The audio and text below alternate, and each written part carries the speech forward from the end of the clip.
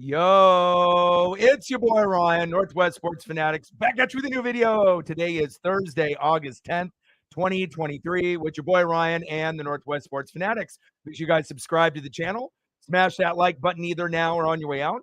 Donate to your boy if you can, Cash App, $ ORION NWSF, or the YouTube Super Chat right here. We got the Minnesota Vikings versus the Seattle Seahawks. Kickoff is just going to be here in just a couple minutes. We just wrapped up with the final with the Houston Texans against the New England Patriots. Congratulations to the Texans winning 20-9. Wish it was a little bit more of an exciting matchup, but hopefully we'll get one with this matchup here in just a couple minutes. Let's go, baby.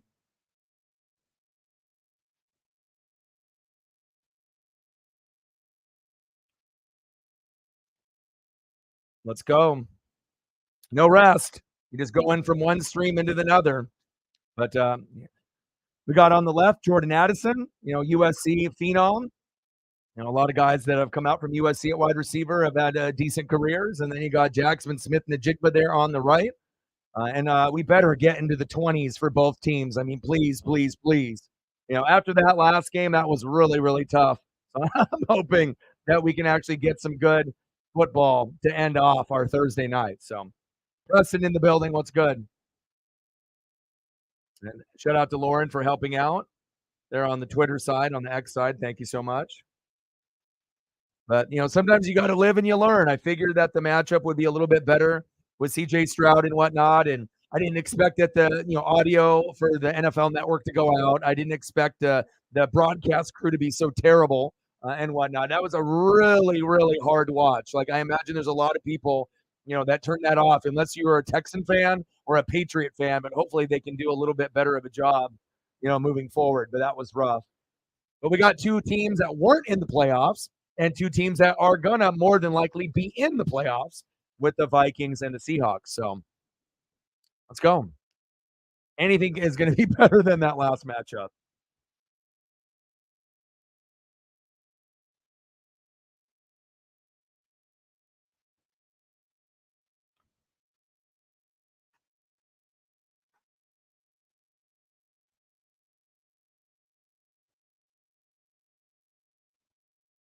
But I won't sugarcoat it.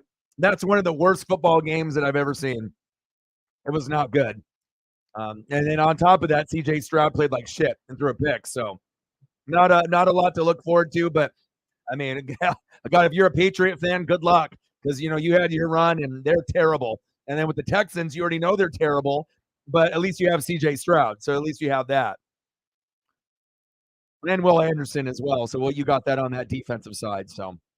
But Hawks are going to be very, very good. They're on the come up from last year. I expect them to either win the division against the Niners or get second and win 10 to 11 games. Could be as high as 12. So maybe 10 to 12 wins is where the Seahawks are prime.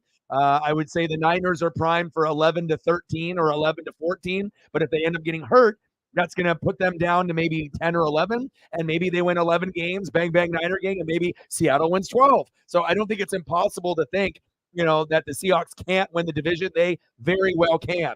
And on the flip side with the Vikings, you don't have Dalvin Cook. You don't have Adam Thielen. It's going to be Kirk Cousins and Jay Jetta. There's problems on the offensive line. The defense has holes.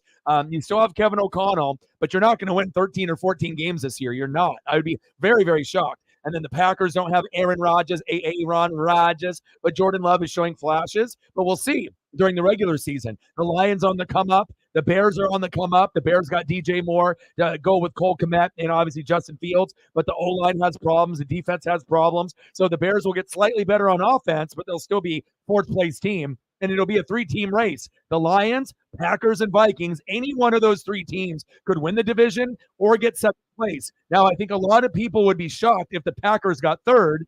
And, what if the Lions got second, the Vikings got first again? I mean, I would be down for that. The Packers have had their success. If they end up doing well with Jordan Love, then they deserve to get in. But if it was me, I would rather have the Detroit Lions win the division or get the wild card, because I've been rooting for them for the last 20 years. I don't like seeing guys shitty forever. So, everyone's going to have an underdog that they root for, but the only underdog that I truly, passionately root for every year in basketball, baseball, or football it's always been the Detroit Lions. And I'm a big Barry Sanders guy. I'm a big Megatron guy. They just never had enough. Now if you had Barry Sanders, Herman Moore, Megatron, Matthew Stafford, like all of the GOATs playing together, Lomas Braun, you had all of them, Dre Bly, Big Play Slay. Like you had every legend, right, from the 80s, 90s, and current playing together. Then we're talking. But they just never had everything together. It's like you either had the coach or you didn't have the coach. You either had the quarterback or you didn't. Oh, you had Barry Sanders, but you didn't have the Megatron, even though Herman Moore and Perryman were pretty good. But you didn't have defense. You didn't have all those pieces. So, and it's, kind of crazy that two of the greatest players to ever put on cleats, for in an individual player, Calvin Johnson, Megatron, right, and Barry Sanders, it's just they never really were able to accomplish their potential. And just imagine if those guys would have played somewhere like the San Francisco 49ers or like, a team that had everything there, like what could have been. But also too, on the flip side, it also makes their legacy bigger because they all both left on top. They didn't go out when they were just like Julio Jones, where you look like a bum. You actually went out at early in your prime. Barry Sanders played for 10 years. He went to 10 Pro Bowls. He probably could have played for 20 years, probably started slowing down around, year 16, something like that. But, you don't want to see like a fraction of what you were. Like Julio's garbage. The guy can barely even, suit up. Right. And all those memories that we had of him beasting out for the Falcons are a mere distant memory. Now we think of him on the Bucs and all these other teams where he can't even play 8 games. And thank God Barry Sanders left when he did. Emmett went for the record, but I think in my book, Barry Sanders is the king. And I have a lot of respect for Megatron, and I definitely put him up there. It's like Jerry Rice, T.O., Randy Moss, Megatron, Larry Fitzgerald, and then there's a few others that are going to be in there. But when it's all said and done, Jay Jetta is going to be up there. So I think it's going to be Jerry Rice, Justin Jefferson, Randy Moss, T.O., Megatron, Larry Fitzgerald. I actually think Jay Jetta, if he plays his whole career, he doesn't get injured, plays 15 to 20 years, he will be number 2 when it's all said and done to Jerry Rice. And I know that's kind of a bold statement, but I truly believe it. I think it is possible. I mean, as long as he has a quarterback as good as Kirk Cousins or better, and even if he has a shittier quarterback, we know that if he gets 10 targets a game, he'll find a way. He might not get 8 out of 10 with Kirk Cousins, goes to a shitty quarterback like long neck Davis Mills, and he has to go maybe 5 for 10 because he can't get the ball there. He'll make sure out of those 5, one of them's a touchdown. You know what I'm saying? So you got the talent, you're going to make it work. But that's kind of how I feel. Big facts. Oh, now I can breathe easy. No more Patriots, no more Texans, no more garbage football. I'll never do a Patriot game ever again. Unless it's Monday Night Football, Thursday night, or Sunday. That was literally painful.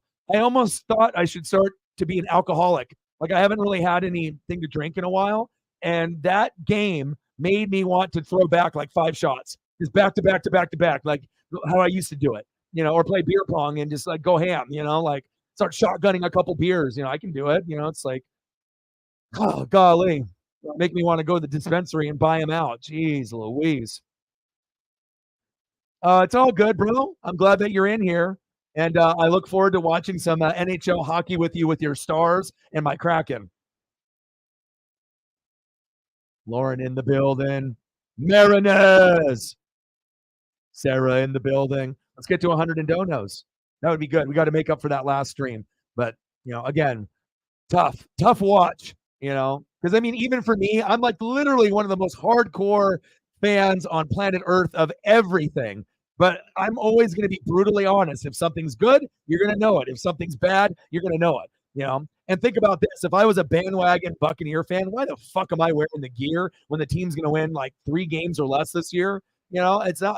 I never really was a Tom Brady guy. Did I appreciate that he came with Gronk and AB and we got it? Yeah, it was awesome. But I never will claim that as like my team. My team is the 2002 Bucs. My team is that 1995 to 2002. The Derek Brooks, the Warren Sapp, the John Lynch, the Rondé Barber, the Simeon Rice, right? The Mike Allstott. That's me. That's who I am. That's what this channel is built about. Defense. O-line, D-line, special teams, special breed of players that you're never going to see again, especially Mike Allstott. I mean, what a fuck. I mean, there's people that hate the Buccaneers that would play with them on Madden because of Mike Allstott. That's when you know the motherfucker is super good. I mean, you know what I mean? And he ended up going with him and Warwick Dunn, where he played fullback. Then Mike Allstott got so fucking good, they put him at fucking halfback, at like 200 and whatever pounds, just fucking running over people, Let's get it to 100. Let's do it. Jupiter Josh, maybe the smartest thing that I've seen today. When the commentators are getting more airtime than the players, it's a boring game. It was. It was fucking terrible. They had the McCourty twins, which I actually respect those guys, but I didn't want to hear that. Then they had Discount Bob's Furniture, motherfucker, talking. I don't give a shit about that. Their announcers were bad. And then the audio went out 4 times in the game where it sounded like you were in a jet airplane with communications where it was scrambled and a bunch of static. Like, that was literally the worst. Let's go.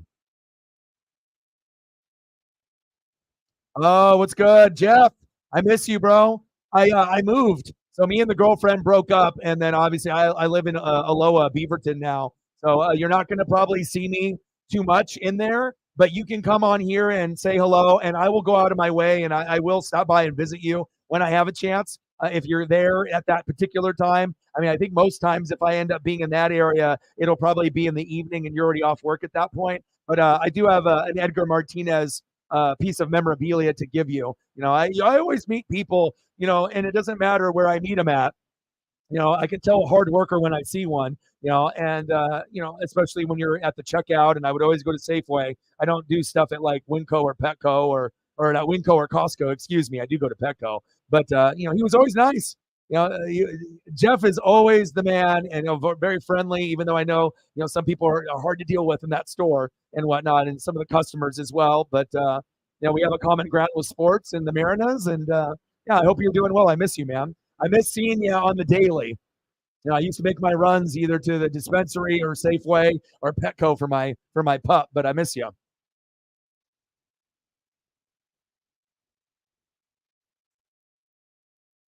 And it sounds like the audio is fucked up on this stream also. What is up with NFL Network? I thought this was supposed to be $1 million thing, just like NFL.com, where they couldn't get their shit together either. Like I'm very confused on why things are the way they are.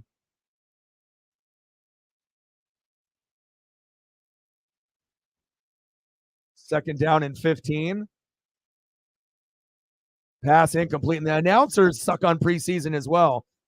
And I don't mind if you have a male female group and whatnot, but I mean, come on, man. I need top end. Bang, bang. I need top end. What are we doing here?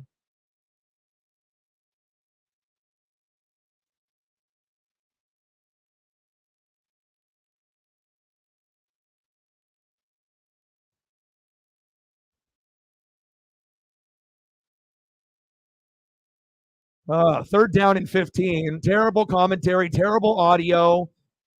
The fuck is up with the NFL? They have billions of dollars and they can't even make a good product. It's like, what am I listening to? I feel like I'm listening to, like, if I was listening to a game on YouTube from 1994. Like, why does it sound like that? You guys are $1 billion conglomerate. Like, get your shit together. You guys can't get good wires? Golly. But let me know wherever you're watching it at, DirecTV, Dish, Comcast, wherever, streaming it, NFL Network. Is the audio fucked up on your end too, or is it just me? Because I know on the last stream it was global. It was for every avenue. It was fucked up. So, God, it's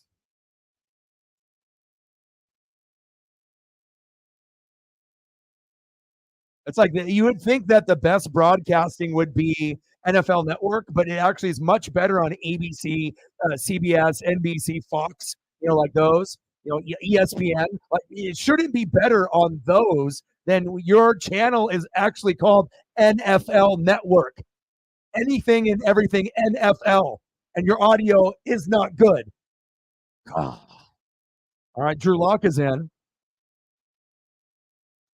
How is the audio for you guys where you're at? Is it good or is it fucked up?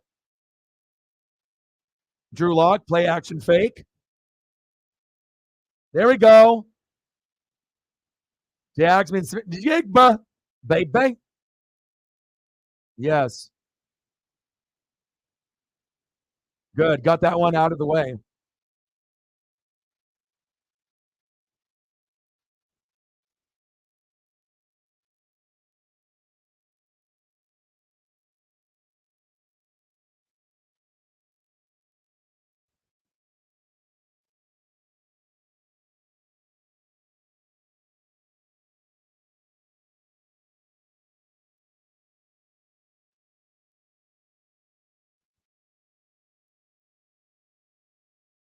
God, this commentary is fucking killing me. It shows you in sports, if you don't have someone that sounds good, you don't have someone that is a good pairing. You when it's just like you throw two people together and say, good luck. Hopefully this ends up being good. And then their voices aren't good. The audio's not good. Chemistry's not good.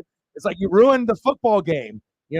Thank God for people that do additional commentary, not just me, but my God. I was like, my ears are bleeding already from that Patriot Texan one, and now this is even worse. But the teams are better, so I know I'll get more action. Drew Lock, floater, incomplete. Incomplete, just like this fucking stream on NFL Network. I'm missing some things, like everything. All right, I might have to switch it to something else. Hold up.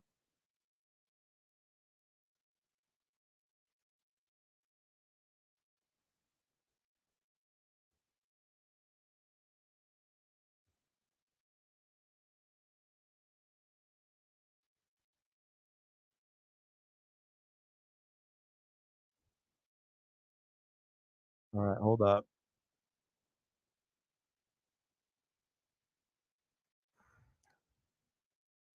I'm going to try to go to a couple options here. I mean, my terrible, man. Terrible, man.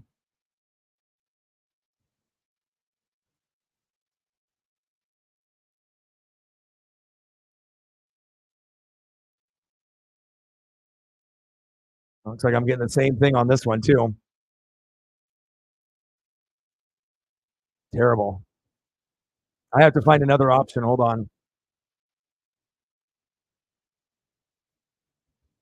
It sounds terrible. I'm trying to go through all the options that I have, through all the options that I have access to, and just try to find one. I mean, they did clean up the audio. They eventually did, but now this commercial sounds good.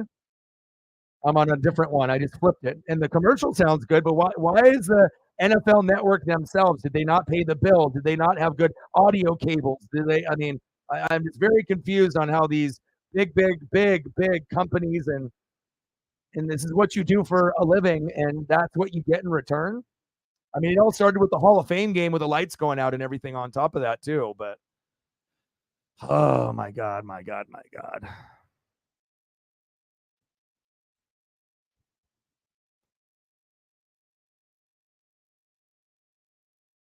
We'll see. I'm going to keep going through and through here.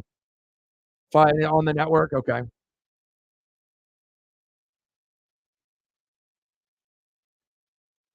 For real though, it sounds like they're recording on audio on a plane with a Nokia, a fucking BlackBerry. But Nokia is even older though. All right, so I got a couple options. So if this one ends up having issues or whatever, I'll see. But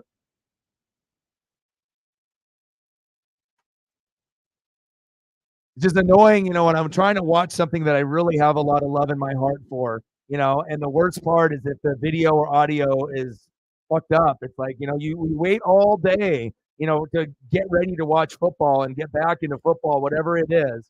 Like can we just, there's a Fugazi, Peter Traeger. I wonder what kind of material he'll steal for me this year. Good Morning Football, unwatchable. No K, no Nate. Why are you watching? Because you love the NFL. But is it a good show anymore? No, it's not. And that hurts me to say that. I used to be a big endorser It sucks. It's not good anymore. It's all about chemistry and having the right people. And it's like a family. They had the right people. Kay was cute, but she knew football. Nate was the smartest, but he could be hood, but he could be real. He could be a father. He could be a football player. He could be one of us at the bar, right? Then you got Schrager, who's the fake Fugazi fucker who tries to steal shit from everyone, thinks he's a smart nerd guy. He's a bitch, okay? Then you got Kyle Brandt, right? Kyle Brandt obviously can give you the angry runs, entertaining, pop culture wizard, right? So you had a nice collection of everyone in that group, right? But now it's not good, Colin Coward had Joy Taylor, no longer good. Skip and Shannon. Shannon, disrespected by Skip. Bye-bye. Show not good. I mean, if you got to bring in Richard Sherman and Lil Wayne, you are desperate like a motherfucker. Lil Wayne? You're going to bring in Lil Wayne to bring in the hip-hop community, whether they're white, black, Mexican, Asian, or anything in between. So you're trying to get people that are watching World Star videos to get knocked out, right? And you think that they're going to watch Lil Wayne on Undisputed. I don't know. Some of us are businessmen, and some of us obviously are not. Unbelievable. Right, though? I'm just keeping it real. Even Pat McAfee sold for the bag to take care of his family and his boys for millions of dollars. Good for him. But if I can't hear him swear like he does on YouTube, it's not going to be the same show. Will it still be the best show available to watch? Yes. But a part of it is him being real and saying, fuck, shit, damn, bitch. And just being real with it.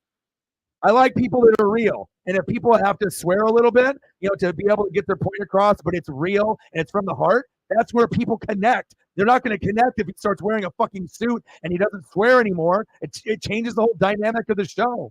You fucking dummies.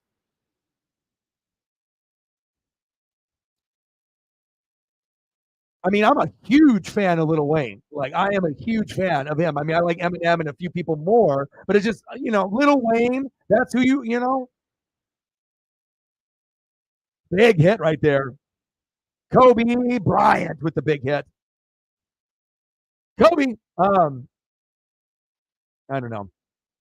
All these rants. I can do this shit all day and every day. But I used to watch religiously Good Morning Football, Pat McAfee show every day. Now I don't even watch either one on a regular basis. But if I'm going to tune into one, it's Pat. I haven't watched NFL Network since Strager started stealing my material. So, like Uncle Momentum, and saying it on the show like 2 days in a row. But when you steal someone's catchphrase and you don't land it right, then the people in the panel, they don't get it. Because it's not yours. You stole it. You said to Uncle Mo, during the playoffs with the Bengals and Chiefs, and you did it the following week, but you don't have the right context. You're fake, bro. It's like, come up with your own original material.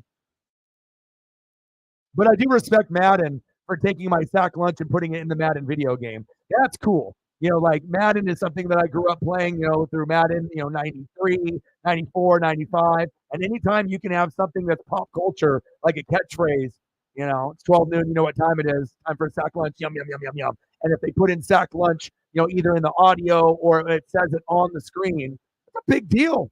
I never got my money. I never got no recognition. Where was my name in the video game? Credit, sack lunch, or Ryan Mikulek, Northwest Sports Fanatics. Where's that? I mean, you at least could have did me a solid and put me in the game. Floater. But I'm more proud of that rather than, necessarily Strager stealing my shit, but it shows you like people that are famous are going to watch people on YouTube and Twitch that are uber talented and that are original, that are going to come up with nicknames and catchphrases, and they're too stupid to do their own work, or they don't have enough of a brain to come up with something original, that they have to watch someone else and steal their shit, which is really sad. I guess it's the biggest form of flattery, someone stealing your shit, but still, it's someone stealing your shit. Don't act like you made that shit up when I did, motherfucker. Fuck out of here. You feel me? 3rd down and 1. Handoff. Where's he going? Seahawks crowd is great. And that's one thing about the Pacific Northwest. Whether you love us or you hate us, with the Mariners and the Seahawks and the Kraken and the Sonics and the Blazers and the Ducks and the Beavers and the Huskies and the Cougs. Whether you love us or you not, and we're not including California, because they say West Coast is Best Coast, but usually California people say that. They're all high and drunk all the time. So Pacific Northwest, hey, we get like faded too, but we keep it real, but we're passionate. It don't matter if our team is good or bad. You will hear our fan base. Like, our fan base will compare to Michigan and Ohio State. Our fan base will compare to Bama, Georgia, because they got, more people in the stands, but for every two of them is one of us. We get loud and we get fucking noisy and rowdy. We don't need to get ratchet, but you'll hear us. I mean, it's a preseason game and you're hearing the hot crowd. I mean, that's why the Saints in the Dome, and obviously in Kansas City, got the loudest fans because you hear them all the time.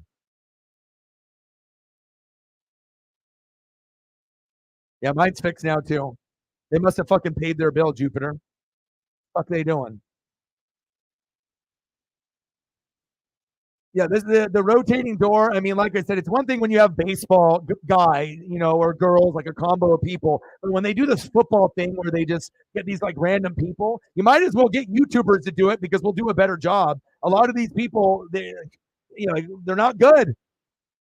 And that's why I think they get jealous of people that are on like streaming platforms. Like you might be famous and you might make $1 million and you make more money than some people, but the way that people are treated with loyal fans, that'll ride or die and actually, want that person to win. It's like if you had some of these personalities that did a YouTube channel, are anybody going to watch? Fuck no.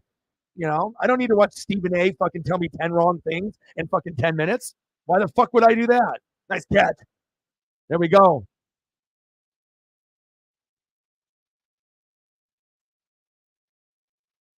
Come on.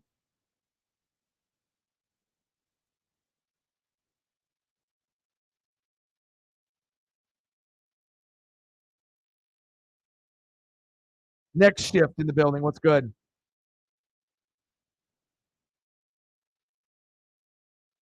I appreciate that. Keep grinding. Do you do a channel as well? Calvin in the building. What's good? How are you? Nice tackle.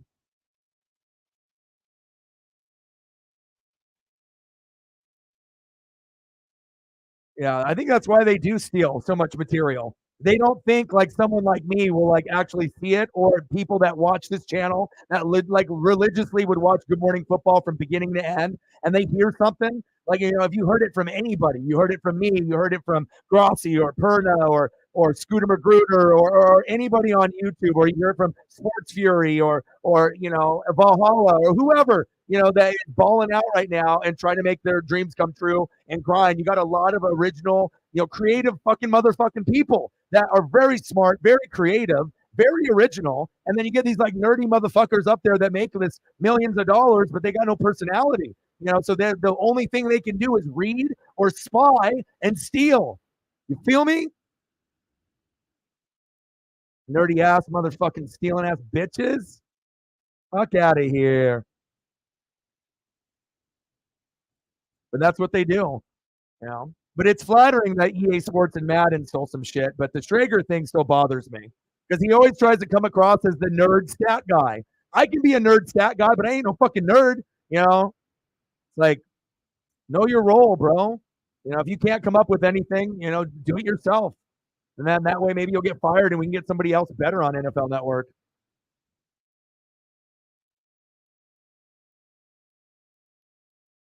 Appreciate that. I just keep it real, bro. No fakeness, no bullshit, no bias, no bullshit. Keep it real. And I say things that people are thinking, but they're afraid to say. I got to represent for the people. Too many fucking followers, too many fucking people that are fake. It's about time you get someone that you can respect, that you could have a beer with or smoke with, and it'll be a straight shooter. You think your team's really good? I'll tell you if they're good. If the team is shitty, I'll let you know. And I'm down to criticize my own. It's not like I'm like, fuck everybody else's team, but my team's the best. If anything, I'll be the first one to call it out. And I am a fan of the game as a whole. I love greatness. That's really why I'm so passionate, because I love greatness on the NFL field, greatness, in the MLB, in the NBA, in the NHL, in WWE, in AEW, in NASCAR. It don't matter where they're at. It doesn't matter what team, what age, where you're at. I mean, if you're great, you're great. Oh, South is ass, bro. Saints all day, every day. Bucks, I hope they win 0 games this year, 0-3, and then we get Caleb or Drake May. Saints are going to win the division for probably the next 2 to 3 years. I would assume 10 to 13 wins every year. Panthers and the Falcons are getting better, but they got a long ways to go. They're going to get slapped in the mouth early, and they're going to be like, damn, we thought we were going to be good now. No, we've got a couple years to go. You'll be better than us because we're purposely tanking. Hello? Who the fuck gets Baker Mayfield and Wolford from the Rams to come in with Kyle Trask from Florida? Like what? You think I'm going to start talking shit like we're going to actually win 10 games? You know, like you get these like Panther fans and Falcon fans and Saints fans that don't know me, trying to like hate. I'm like, you realize that, I understand that we are tanking on purpose. Like if you beat me, what do you want? You want a congratulations? You're supposed to. You got Bryce Young. You got a great Falcon team that you're building up, with running backs, wide receivers, still got to figure out the quarterback with Ritter or not, offensive line and defense. But it's like you're trying to talk shit and rub it in, but you're not understanding how to do that right. Like now, if Tom Brady was on the team, or it's like a good team, and then a team that's lower, like the Falcons and Panthers win, yeah, I'll give you your fucking flowers. I'll say kudos and I'll give you props. But don't be coming in here talking shit, and I'm not talking about you, Calvin, but people, like, oh, we're going to beat your ass this year with like the Panthers fans or Falcons fans. Like me and Saints fans are good because the Saints fans hate Saints fans. Let alone they hate themselves, they hate other Saints fans, right? And they don't get along with Bucks, Panthers, and Falcons. But out of all the people, right, Saints fans respect me more than even some Saints people that do Saints material because I keep it real. I'll give them love when they need to get love, like Demario Davis. Good defense right there, almost a sack lunch. I think he might be the most underrated linebacker in the league, and I'm a Buck fan, so it makes them think like, dude, this guy is real. Like, because they know how good he is, but they don't expect someone that's a rival fan to bring it up and actually be like genuine about it. And that's what it's about. It's just recognizing greatness on other teams and showing love. And that this hater mentality mindset that we have in 2023. It's okay to say something nice or you appreciate a player on an opposite team, even a rival. Field goes up, and it's good. 3-0 Vikings. But, like, I got a lot of respect for Cameron Jordan, Lattimore, even though the Lattimore-Mike Evans thing, but the difference between me and a typical Saints fan is that if I'm like, oh, Lattimore, but then I'm like, all right, if Mike Evans joined the Saints, you wouldn't want him? You don't think that would be good? Of course it would be, but they just see the Lattimore fighting thing and one-on-one matchups. They can't even assume, like, what it would like to be to have someone like that. But I can picture Lattimore on the Bucks or Cameron Jordan or Demario Davis, and I think to myself, yeah, that's the rival team. Fuck them. But would I want those guys on my team? And if the answer is yes, then that means they're fucking a dog, and you can give them some love. But 99.9% people out there are so biased that they can't even give their flowers to anything besides their own team, and then stand up for their team when they're ass, and can't admit when they're shitty. But as a Saints fan, bro, you a real one. Some Saints fans are real, some are delusional. But yeah, you guys are gonna fucking kill it, man, and I'm rooting for you. Like I want you guys to. I'm hoping that the Saints can make an NFC championship within 3 years, so that way we don't have to see the Eagles or the Niners every year. So we can get another team up there, Seahawks, maybe the Saints. A dream would be one day the Lions, but just someone else, someone different. Until I get my quarterback, and then if I get Caleb Williams or Drake May, then I'm coming for you. I'm gonna leapfrog the Panthers and Falcons, and then eventually we'll see what happens from there.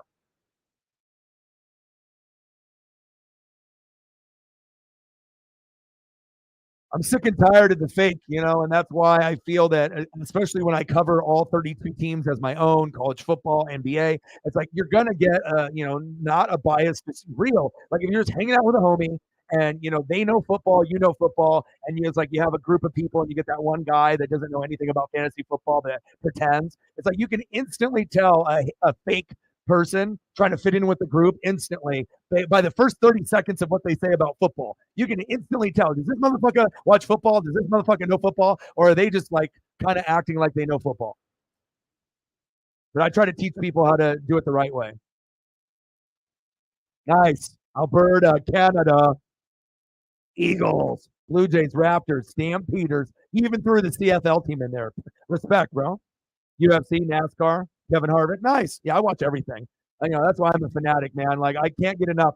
For my mental health, I have to make sure I keep watching something. Football. Okay, boom. NASCAR. Okay, boom. Baseball. Like keep me going when it's not football season, and then when it's football season, I'm the happiest in my life because everything is going on. NFL, college football, then you get NBA and NHL, even though that's later. NASCAR will wrap up around October, November, and you got everything. And then AEW, WWE is every week, you know. Yeah. Cameron Jordan and the other Cameron Hayward over there on the Steelers. He's really, really good too.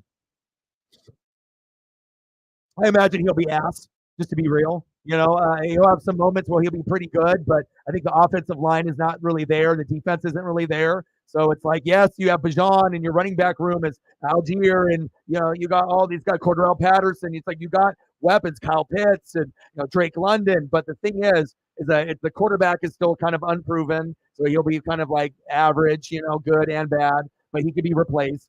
O-line isn't there. Defense isn't there. So, I mean, how many wins? If you're thinking the Falcons are going to get 9 wins, yeah, it's possible for them to go 9-8 and be the second place team, which they probably should be. It should probably go Saints, Falcons, Panthers, Bucks. That's what I would do.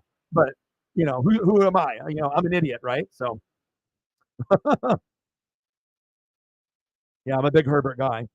I go to Ducks games, and so I live in the Pacific Northwest. I live in Oregon, so obviously I'm a Blazer, I'm a Duck, I'm a Mariner, and obviously the only thing that's outside of the Pacific Northwest is this.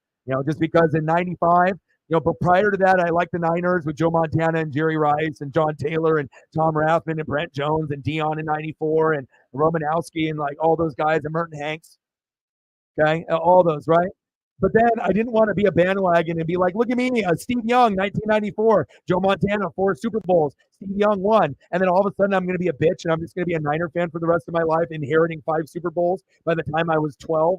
And then I had a feeling that the Niners were never going to win again. And I said that. I was like, they may win, but it's not going to be like this era with Montana and Young. This is done. And so it's like, you might get to a Super Bowl, but something told me that they weren't going to get there or win. So I was like, well, I don't want to inherit that. I want my own legacy. So I was like, and then I waited 1 year after Dion was in the Niners in '94. That's my favorite Dion. And then in '95, the Bucks picked Sapp and Brooks, and I watched their whole career. And I was like, these are my guys. This is my intensity, my personality. John Lynch was already there. I was like, this is my guy too. This guy will knock you out. Then Mike Allstott, and then it was done deal. I was like, this is me. That's why I never became a Niner or a Seahawk fan or a Raider fan or a Charger fan.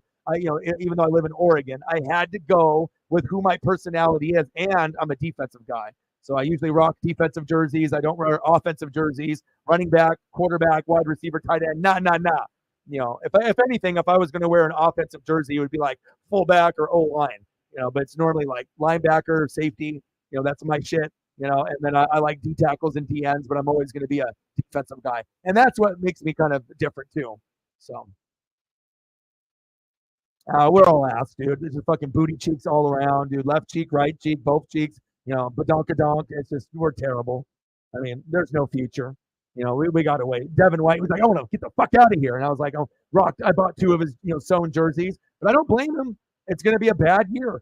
But if we have an ass year and then we get Drake May from North Carolina, pocket guru, right? Or we end up getting Caleb Williams, whether he wins the Heisman or not, 2 years in a row, that could be a game changer. We're still going to be booty for the first couple of years because we need more spots. Wide receivers are getting old. Got to get more O-line. Defense is getting, needs a revamp and whatnot. Levante David's almost out the door. Devin White wanted to go to the Eagles and leave. So. But if Devin can stay positive, and then we can get the star quarterback next year, first pick in the draft, then it could be a kind of like a new beginning. But.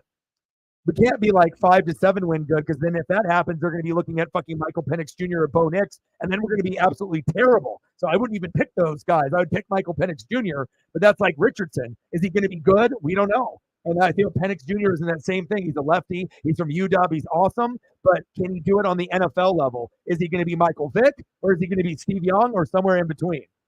So that's why it's imperative for the Buccaneers to get Drake May or Caleb Williams. And if we don't, we're fucked for like the next 5 years, unless some other guy that we can get.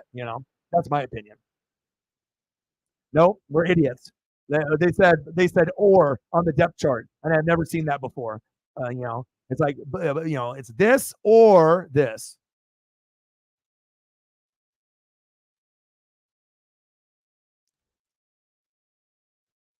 I mean, who does that? Don't you just have like first string and then second string, and then you go that route.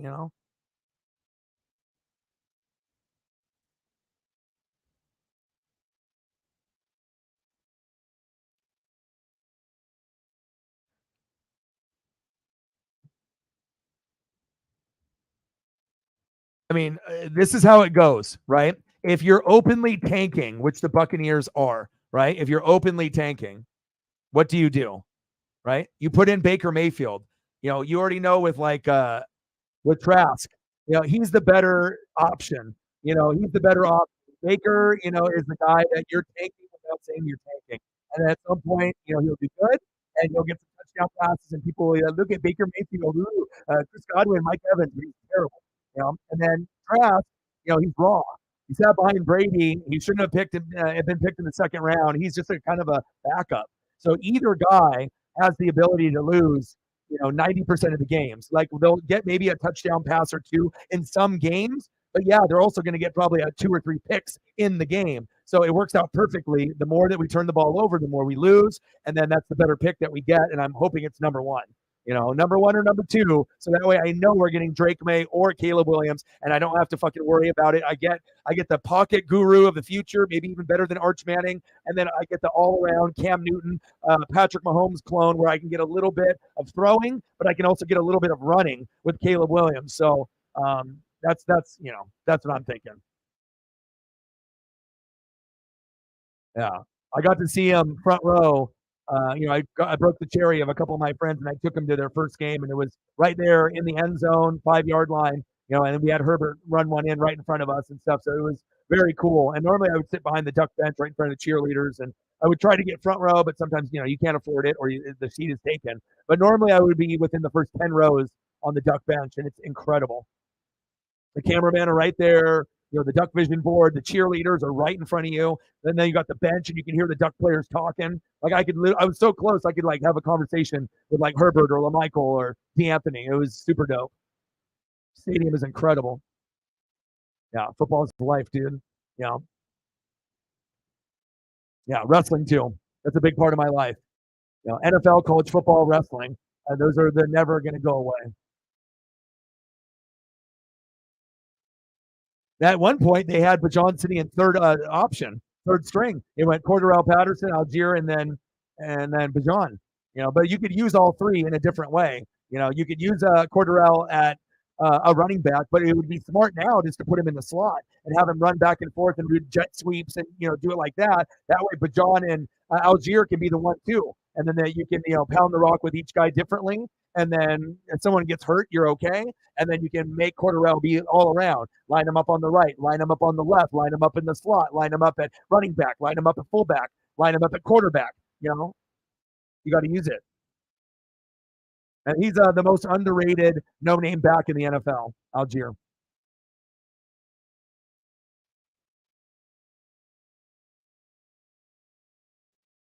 Sarah says, please. 3-0 Vikings.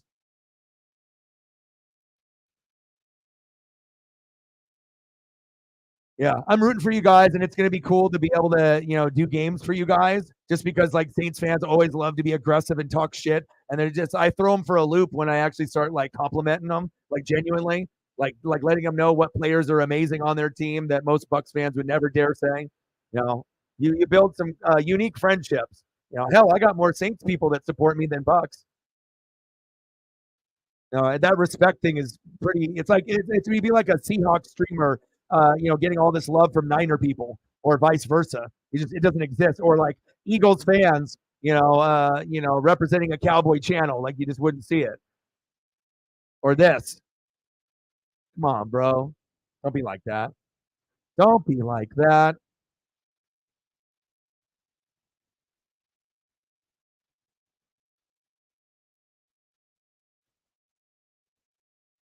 Fucking wing T. Yeah.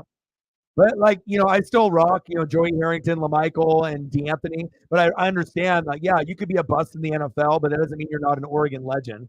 I like rocking that shit, and I usually have the unique, sewn stuff that's rare. So usually you'll get people that will comment or they'll say something. Because a lot of times when you see people out here in Oregon, they have college jerseys. Nobody's got the name stone in the back. Some of them came that way.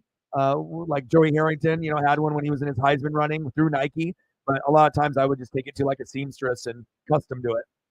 3-0 Vikings. Yeah, Kobe being targeted for sure. And LaMichael was cold, just like Mariota was cold and D'Anthony. I mean, if you want to be a hater, you can be a hater. But I think most college football fans would agree when LaMichael was LaMichael and LeGarrette Blount was there, and you got to see D'Anthony be like the modern day Tyreek Hill in college. It was awesome. I'll tell you, I went to a USC Oregon game with my dad in the fifth row on the duck bench on the 20, and it was on primetime TV. Both teams were like 10-1. It was such an amazing experience that every person in the stadium, it was on primetime ABC late in the year to go to the Rose Bowl, and no one sat down. I've never been to a game, college or pro, where I saw 100-year-old dude and grandma stand up the whole game because everyone else was. People had their babies standing up. Like, no one was sitting down. Like, that's the type of shit that I live for. And D'Anthony Thomas, we were down late. He actually ran back a punt right in front of me, and he was going like fucking 25 miles an hour. It was the coolest thing to see ever. Like, to see D'Anthony, freaking the Black Mamba, that's not Kobe, to do what he does, and to see how you see it on TV and on YouTube, and you're like, holy shit, it's fast. But you see it in person, and it was just like amazing. Mick is Moot in the building. Andrew in the building. Matt in the building. Michael James. Kenyan Bana. CJ Verdell in the NFL. Rolls-Royce Freeman. First impression of Stroud, ass. Right? Couldn't read the fucking coverages downfield. The offensive line was shit. Then he made a horrible read and got a pick. But it shows you people love to hype up all these quarterbacks every year. Oh my God, Justin Fields, Trey Lance, Zach Wilson. Now, just 1 or 2 years later, all those people that were jumping for joy buying Zach Wilson jerseys, now this motherfucker is going to be a backup quarterback for his whole career. He'll never start ever again. And then the moment that he said, the interview was like, well, you guys ended up losing 12-9. Do you have anything to say about the offense? When the defense held him in the game the whole game, he's like, nah. Like wouldn't take the blame for the loss. He was like blaming everyone else. And then as soon as that happened, that interview, Zach Wilson lost the crowd. He lost his family. He lost the fan base. He lost everyone that supported for him. And then it was a done deal. It's like your career is fucked. You made one wrong decision being like a small rich boy that doesn't know people and, communication, that when you're in the quarterback, you take the blame and you take the glory. And if you're not going to take the blame because you didn't think it was your fault, yeah, it probably wasn't. But you say it was, but you're a fucking idiot, and now your career is ruined. So, moral of the story, don't be Zach Wilson. The best thing going for Zach Wilson is his mom. She's hot, okay? Bang. But other than that, there's nothing there. And that's a harsh reality. Like, do I want to say that? Fuck no, I don't want to say that. But CJ Stroud did not look good. And Bryce Miller is going to struggle. Richardson's going to struggle, and it's like, I get it. You can be happy. But again, you have to be in the harsh reality, understanding that you might have gotten your guy, but the team won't be good probably for a couple years. You might end up only winning a few games. You have to be understanding that you might only win 5 games all year, and it might be horrible, but you got to have better wide receivers, better running back, better O-line, better defense, 3-0 Vikings. Nice run. Woo! Who was that? Ontario Smith? My goodness. Yeah. How's it going with your job? Going from pizza and then to like manufacturing, and you're doing the different type of hands-on work. I hope the job is going good if you're still at the job. And I appreciate you coming in. This is Elliot's homeboy, Mick. Mick is Moot. My boy. Pizza dog. Pepperoni pizza. Every day, all day. Elliot's like, I love this. David Goldstein. Phillies and Eagles right now. Good time to be a Philly fan. Doesn't even bring up the Sixers or the Flyers. Why not? He said, I can't bring it up. Yeah. They called him a racial slur. And then he slid on his knees like Jermaine O'Neal when they had the fight, Malice at the Palace, Ron Artest, Jermaine O'Neal, to the fans. And LeGarrette actually got to play like in the Civil War when we had LaMichael, and that was bullshit. He shouldn't have come back. If you're going to suspend him the whole year, but they knew he was like NFL caliber, could be Super Bowl guy, so nice catch. Just like Le'Veon Bell was pretty phenomenal for a couple years, Todd Gurley. It shows you like, you can go from top of the world, Le'Veon Bell, Todd Gurley, to literally out of the league, and no one really remembers you in a matter of a couple years, which is sad as fuck.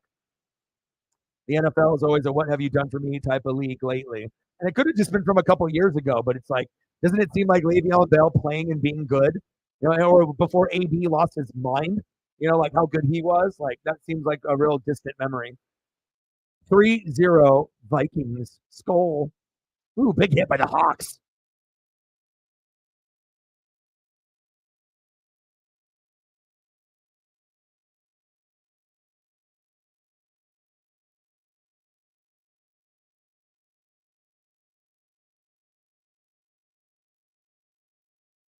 Just ask Carson Wentz. But a lot of people were on that Carson Wentz, Jameis Winston, Marcus Mariota train. And I even said, as a Duck fan, it's not going to work. I love the guy. He's a great leader, a great human being, but the injuries, sometimes that's tough, Oh, baby. Muse.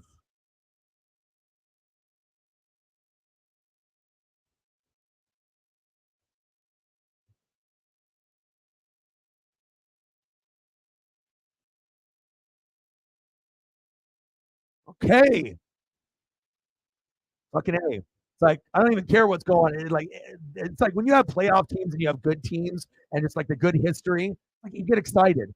Shit's gonna happen. But when you watch the Texans and the fucking Patriots, it made me almost go fucking mentally insane. I almost went from not drinking to becoming an alcoholic within a fucking 3-hour span. I was about to leave and go to the dispensary and buy the whole store. That was the worst shit I've ever seen in my life. And then I get to go from that to that. What a catch. 10-0 Vikings. Skull. Okay. Yeah, maybe a little CTE, a little bit of swagger, a little bit of, wrong people in your life, and whatnot. But no one can take away that he had one of the greatest 6-year stretches with the Steelers and Big Ben that even Jerry Rice didn't accomplish.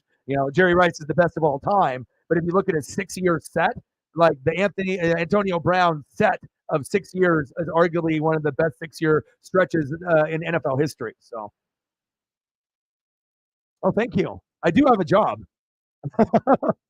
And Sarah's showing some love. And hopefully we can make up for it and we'll get a goat to come in at the end to save the day. Bang, bang, bang. Boom, boom, boom. Bang, bang, bang. Boom, boom. It doesn't matter. Sometimes you get them early. Sometimes you get them in the middle. Sometimes you get them in the late. Bang, bang. $2 holla. Let me know what you want to see for a photo and I got you.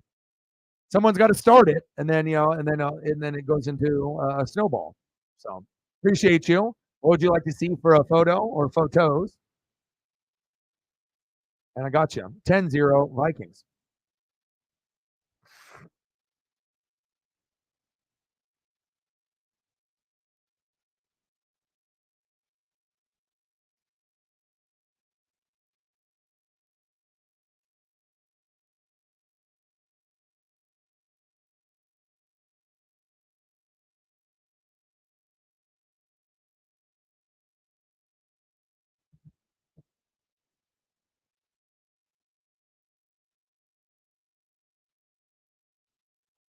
Shaq Leonard, good choice. All right, let me get some Shaq Leonard for you.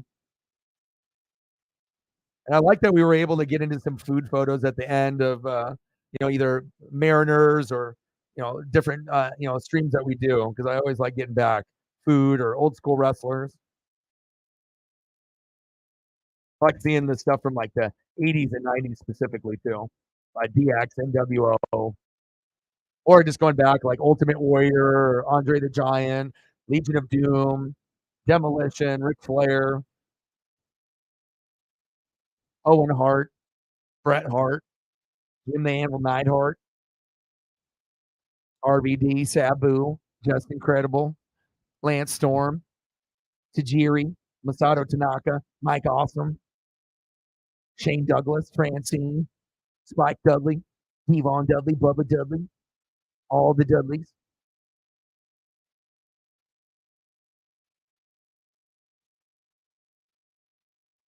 Nick Muse.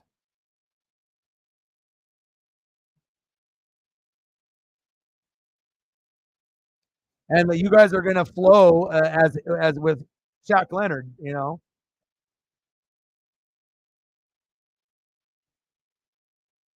This one isn't Shaq Leonard, but I saw it and it was a cool photo, so you get this one too. And I'll have some more for you as the players are fighting now. Look at him in the background. Look at him. He's doing the wiggle in the background. Big 5'3". That's why.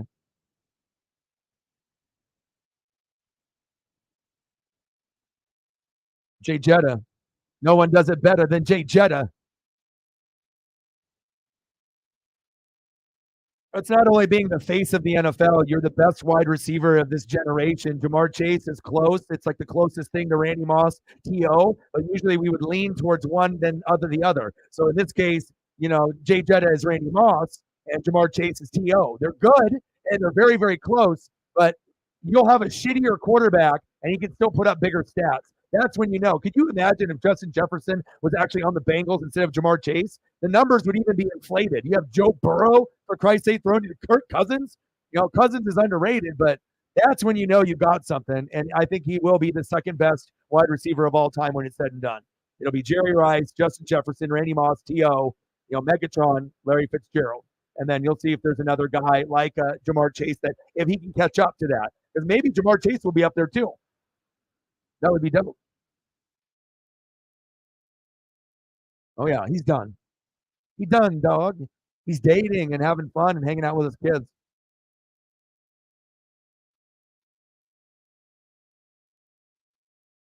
Yeah, I seen it. Anytime someone puts out a list, or George Pickens had a list and he had, randos on the list, I'm like, come on, dude. I was like, I can't even take you serious. But I mean, if you're just looking at what Justin Jefferson has done in high school, what he did at college at LSU, and you could see, and then obviously if you have a shittier quarterback, right, and you're still able to do, you know, like number one type of things with Tyreek and Devontae Adams, and those guys have had better people throwing to them. You know, it's like you had fucking Patrick Mahomes for Christ's sake. You know, you had Aaron Rodgers. Can you imagine for just 1 second that if Justin Jefferson ended up on the Chiefs right now, what type of numbers Mahomes and Jay Jetta would get Mahomes to be throwing for 5,000 to 6,000 yards in a season? That's what would happen. You would be able to get 2,000 yards out of Jay Jetta, but that would be the only, you know, that's the only way you do it. If you don't have that, then, but that's crazy to think that someone could end up getting 15 to 20 touchdowns and 2,000 yards or more, and you would be able to do that because you'd have Patrick Mahomes. It would just be mind blowing. And I just try to keep it real. You know, some people might not agree. You know, some people might think that, you know, there's other people that are better. Oh, Tyreek, oh, Devontae, Cooper Kupp, Jamar Chase. Yeah, you all have a say, you know, on that. Some of those guys are getting a little bit older, but stats don't lie. You know, the impact doesn't lie. And it's not just being a gritty guy. You know what I mean? Some people think it's just the popularity, the gritty, you know, but it's what he does, you know, not just the gritty. Because then you can fucking dance around and be a bum. And he ain't no bum. Yeah, he's my favorite since Jerry Rice. I haven't had a favorite in a long time. I respected Randy, but he took plays off when he was on the Raiders. T.O. was kind of a bitch, you know what I mean? But he was incredibly talented. Loved to talk shit. If he was on your team, you loved him. But if he wasn't, you hated him. You know, a nuisance, you know, but a damn good top, you know, 4 receiver, right? Megatron, love him. That's my guy. I'm a Megatron Jerry Rice guy, you know, and obviously Jay Jetta and then Larry Fitzgerald and a few others, Marvin Harrison. You can go in that group. Nice run. He's fun. But Jamar Chase isn't that far behind. So to act like, you know, Jetta's that far ahead, it's like minimal. You know, that's how good Jamar Chase is. But I think it's about like longevity, shittier quarterback, and you actually have to work harder, you know. And I think it's just the overall talent of who he is. I just think overall, athletically, he gives you a little more than you get from Chase. So it's like you're going from a 10 to a a 11. It's like, I guess that extra one. That's who Jay Jetta is. Who do you have in mind? Name off some receivers that the only one that I can see that could be close is Amon-Ra St. Brown. But you might have to have a better guy than Jared Goff thrown to later in your career. But Amon-Ra seems like he could be a guy that could put up very good consistency, stay healthy, and do big things, and maybe turn himself into a Hall of Famer, possibly, or a legend. But again, it's like you got to be able to keep it up. But as far as like me looking at talent, Jay Jetta, and then you got Cooper Kupp and Tyreek and Devontae and Jamar Chase and Stephon Diggs and Mike Evans and Keenan Allen. This is me just spitting off the top, just thinking of people, but you got all these guys, but certain guys do it with swagger and style, like Chase and Jetta. So it's like they show off, but it's approved because you're fucking good, and we want to see your creativity and you dance, and it's like Jerry Rice and some of these other people wouldn't have to dance around. That wasn't who they were. They just hand the ball to the ref, maybe spike it. It's a different type of kind of era that we're in. But Jetta is so likable that even if he's showing off, like, you root for him. Like, this guy's awesome. Like, I want to see more. It's like, I don't even mind. Like, please show us more of your creativity. And more people will copy you. Like, obviously, if the gritty wasn't something that was a generational thing, then you wouldn't see fucking 8-year-old fucking kids at school doing it. What I'm saying? It fucking is taking over.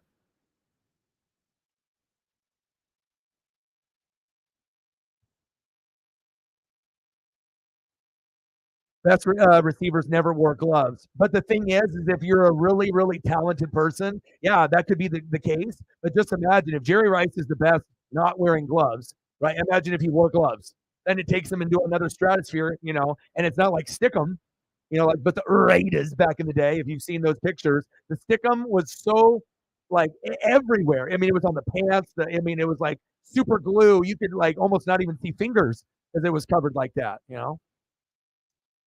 But it all depends. That's an old school perspective, hating on the young school perspective, saying Jerry Rice and the Steve Largent and the Randy Moss and the T.O. and the Marvin Harrison, Larry Fitzgerald. Those are better than you guys. But that's like ignorant to think that Jay Jetta or Jamar Chase or an Amon-Ra St. Brown or maybe some others, Tyreek, they can't be in the mix with y'all. Devontae Adams, yeah. I mean, just because you're the old school guys doesn't mean that the new school guys can't catch up. You know. Haters are gonna hate. I do love Garrett Wilson a lot too. Oh yeah. I mean, I'm not a Rodgers guy at all. I don't like him. Not my guy. But I know that he has a special bond with his guys and his friends. Misunderstood in the media, hated on unfairly. I agree with that. But I think as far as like likable, it's either you like him or you don't. But Wilson is fucking incredible, just like Sauce. With their new handshake. Have you seen that one? They come up, right, and they come up here, and then they put it out on another player. That's creative. I like that shit. That's like saucy. You know what I mean? Like that's you want to be able to be creative and come up with stuff. You know what I mean? And Aaron Rodgers is an OG, so he'll go along with it. If it is fire and you can like vibe with the guy and do right, that's dope. Like it doesn't take someone a rocket science to see that it's chemistry, it's swagger, it's unique, it's never been done. And both guys are really talented. So that makes it even cooler on another level. It's like you're transcending the sport to a certain degree with the swagger. Screen pass, good tackle, flag on the play. Yeah, but I would say out of the level like that, Amon-Ra St. Brown, Garrett Wilson, Chris Olave, if he can get the right quarterback to throw him the ball. I mean, there's certain guys that will catch up with some of the Jamar Chase, Justin Jeffersons, but to be in that level, I don't know if you're going to see anybody better than those two. I haven't seen anyone really. I mean, I put those guys on like the Tyreek level. Like Tyreek, like crazy good. Like it's like wow, wow, wow, wow. You get those. You don't get that often. And even with Amon-Ra St. Brown, you might get the wow, wow, but you're not getting it as often as those guys. You're getting it sporadically, but as far as like talent level, Amon-Ra and I think Garrett Wilson are pretty even. Like and obviously Rodgers, you could say will be better possibly, but I don't know, man. Goff when he's healthy, I mean, if he can elevate his game to think he could get 25 to 32 touchdown passes is not insane to think. It's a little high for him, but Amon-Ra is a guy that could get 10 to 15 touchdown passes, in my opinion. It's just a matter of, can you get him the fucking ball? I think he'd be a star on another team. Same thing with Garrett Wilson, but he will be a star this year.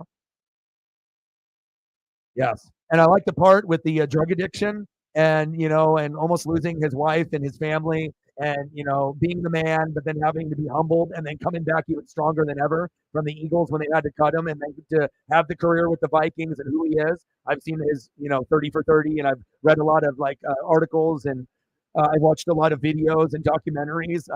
He's one of the guys I really, really do respect, because a lot of people don't understand addiction if you've never had it before, whether it be with pills or in his case with the drugs or with alcohol or something else. You don't understand unless you've gone through it yourself and got out. It takes a lot of courage and it's hard as hell. You have to want to, but sometimes you're deep in it. Personal experience and then also with friends of mine. So. Yeah, I kind of feel that same way. I think that he's a good player, but you could argue that he might be the most legendary, smooth, make it look easy type of quarterback we've ever seen. But the guy that has choked the hardest in the big moments at home in Lambeau, where he should have probably had 2 championships, maybe even 3. But yeah, you can put the blame on the defense, the special teams. But if you're MVP, shouldn't you throw for more than 1 touchdown pass in an NFC championship game if you're the MVP? Like, yeah, the defense is good, but if you're that good, you're the man, you should throw for 2 minimum, but 3, 4, or 5 if you're the guy, right? But, the Bucs beat them, the Niners beat them, Niners beat them again. I mean, at some point, you can't just be the blame of everyone else. You have to be like, fuck, I fucked up. Like, I'm good. I'm a Hall of Famer. I fucked up. Like, I should have got us more. I fucked up. It's like, fuck it. The defense is no good. Who gives a shit? Like, you know what I mean? The offensive line struggles. I'm the MVP. It's on me. And if I think if things were said like that, then the haters would be like, you know what? I don't really hate this guy anymore. Like, this guy fucking owned up. Like, he took responsibility. Like, even if he doesn't believe it himself, you have to say the words. But if you don't believe it, then you're not going to get the genuine believe the words, say the words. So it's a team sport. But normally people at home are better. He's got like literally the worst, winning percentage, losing percentage at home, deep in the playoffs, either in the beginning rounds, wild card to the end. So I think he's probably the most hated on and misunderstood also. So I'll give that to him also, that he gets hated on unfairly, but also too not the most likable. From like an overall, like Justin Jefferson and Jamar Chase are universally loved. Like, it's just, they're awesome. What are you hating on? Are you dumb? There's nothing to hate on there, right? But for someone like that, that's controversial, but he's got his own friends. He's going to be hated on, but the people that he's close to, those are like family.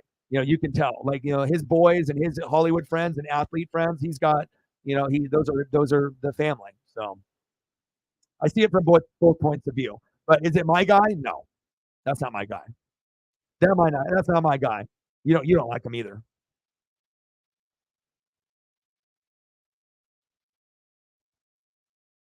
Yeah. And then Brett, I enjoyed, even though I'm not like a Packer guy or anything like that. Like, I enjoyed Brett because he played like a kid, but then he got addicted to painkillers and it sucked, like he should have gotten, 2 there as well. And then almost had one with the Vikings. But then obviously Saints, Vikings, we know what happened there. Minnesota 10, Seahawks 0. 2 doll hairs. Let's get to a hundo. 98 to go.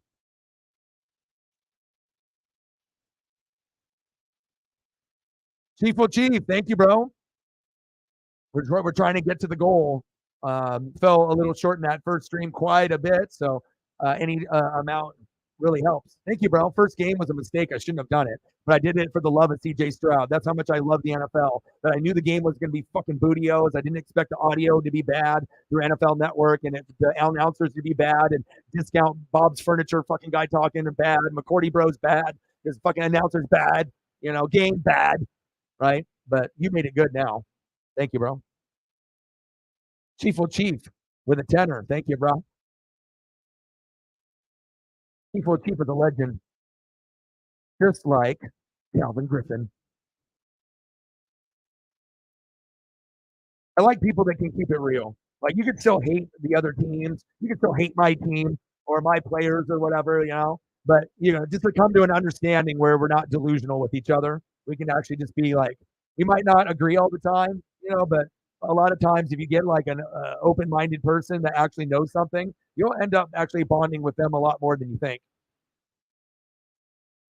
Chief, well, Chief,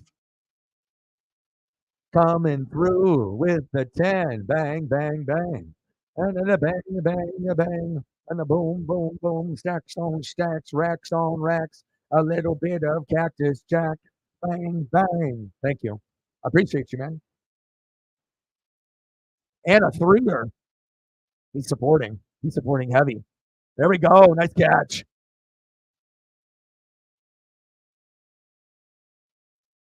A $3 holla. Three pumps. One pump, two pump, three pumps. Bang, bang. $3 holla. There we go. There we go, Hawks. Thank you. Appreciate you. Let me know what you want to do for photos, and then maybe that'll start a little bit of a dono train. 10-0 Vikings. Come on, Hawks. Let's get on the board. Yeah, and I'm trying to think, if I wasn't, I'm a Mariners, and Kraken, Blazers, and Ducks. Tampa's the only one that's far away. But if I wasn't a Buck fan, I don't think I would have been a Seahawks fan. I would have been a Niner fan. That was a team that I really looked up to. Hard to not be a fan of someone when you see Joe Montana and you see Jerry Rice and you understand that that's two of the best that you'll ever see in your whole lifetime and many lifetimes. And then I ended up getting Dion and Steve Young. It's like, it was close, but I didn't want to be that guy. I didn't want to inherit 5 championships and not ever win one again, and that's exactly what's happened up to this point. I wanted to create the own legacy. And then, boom, waited 1 year. Dion went to the Cowboys. And I said, you know what? Warren Sapp, Derek Brooks, John Lynch, Mike Allstott, sign me up.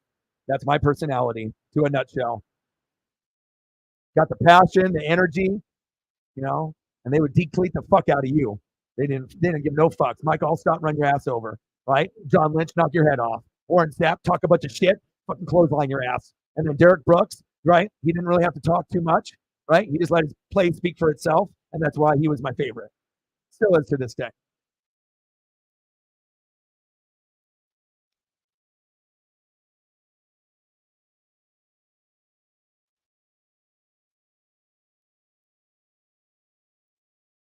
Third down and 7.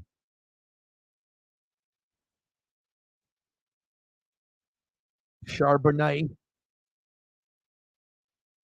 Oh, what a pass. What a catch.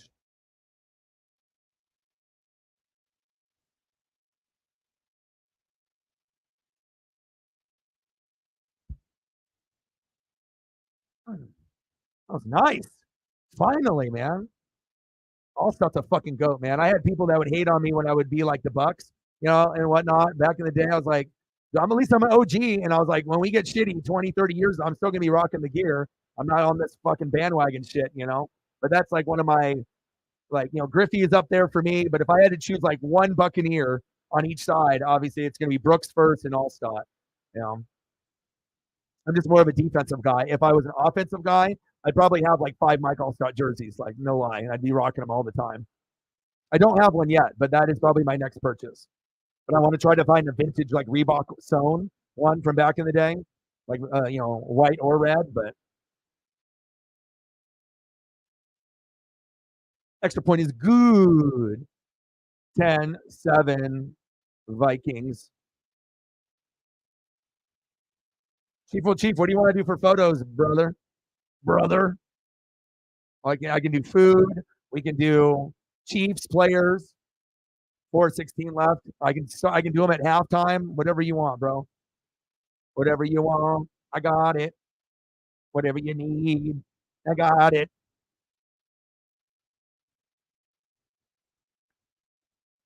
Shannon, yeah. You should have fucking punched him right in the fucking mouth. Ah! The disrespect, though. To act like, Shannon isn't a Hall of Famer. You know what I mean? Like, it's like, it got to a point in the show, where like things got like racial and it got like tense.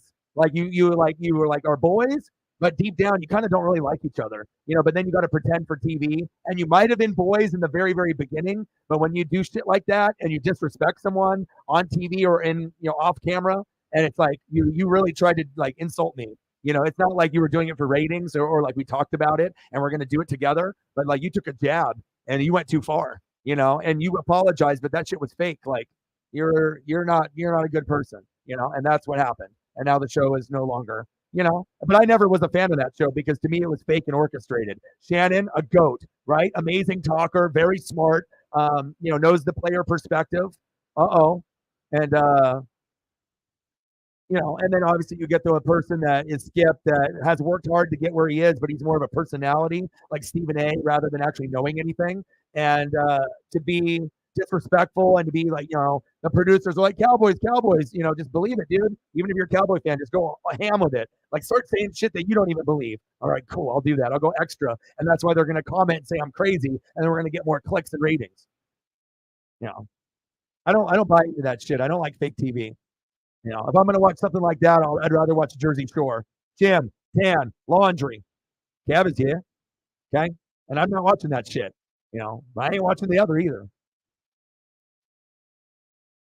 But Pauly D, that's my boy.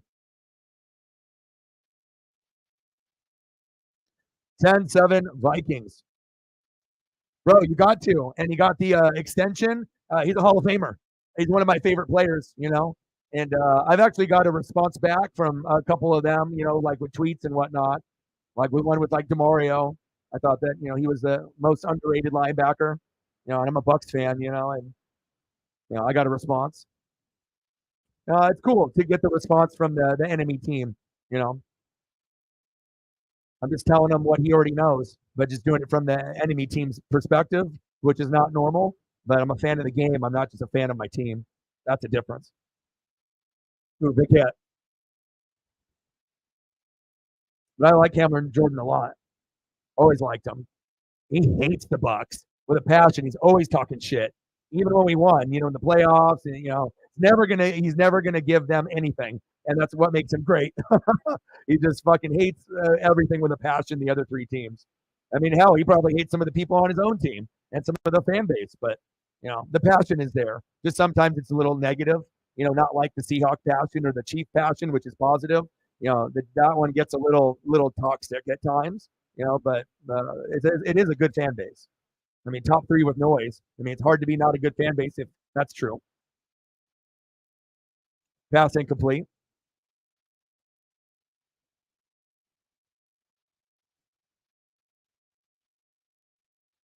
Lifelong Saint Edition. What the icy whites, you know what I mean, with the color rush, and I mean there's so many options that you could get. But if I was going to get a Cameron Jordan jersey and I was a Saints fan, I definitely would get the white one. Get a white jersey. It pops more, and down the road everyone's going to have the colored stuff, with like the black and whatever. But if you end up having a white, or if it's color rush or special, that one's going to pop, and that one's going to be like, you'll look a little bit more swaggy in that one. So as a fashion person, I'm looking out for you. Little drop down. There we go. Down to the 20. Exactly, bro. Got to be so fresh and so clean. Like you can look good.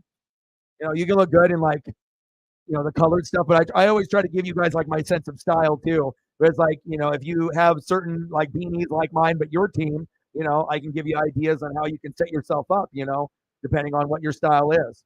But I mean, I'm a big jersey guy, but it's all about the fit, Shoes, shorts, jersey, hat. Woo! First dad, Vikings. That's what I would do. That's the swaggiest, man. Fuck, I would wear it. You know what I'm saying? Like some of those ones, like the Alvin Kamara, the fucking color rush white. Like I would wear that shit, even though I know he got into some like legal shit or whatever. But I know his numbers have been way down. But I'm not the type of person. Just is he ever going to be a top 5 back again? Probably not. But I still have love for him, even though he's on the Saints. Hopefully he can actually get some opportunities and have a rebirth in his career after the suspension with Carr, and I think he will. But then you also got Jamal there stealing touches from him, so that doesn't help. But if they can get along, it could be an amazing 1-2 punch, better than even with him and Mark Ingram. So You do. See, shit, you're already one step ahead of me. How many color rushes do you have? Only that one in the white. And then now you gotta get a defensive player to match the offensive player. So you got to get the Cameron Jordan. If it was me too, if I was going to get one, my number one choice, if it wasn't going to be Kamara, it would be AK-41. It would be Demario Davis. That would be probably the first one that I would go for, even over AK. I like linebackers, man. That's like my favorite position. So if you're a linebacker and you're good, I'll rock it. Brian Urlacher, you know, or you're a safety like a Ronnie Lott, Brian Dawkins, Troy Polamalu, Ed Reed, but I like, Ray Lewis. I like the linebackers. Urlacher, Kuechly, Patrick Willis.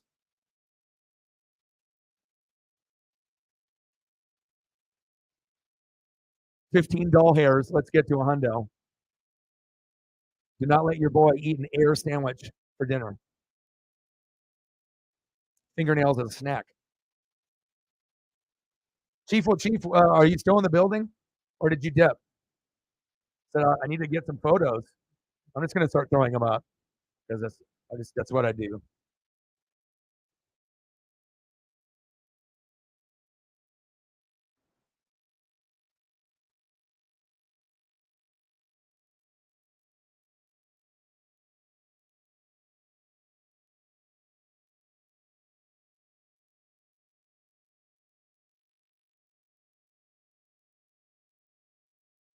I know him well, so I know what's gonna be fire.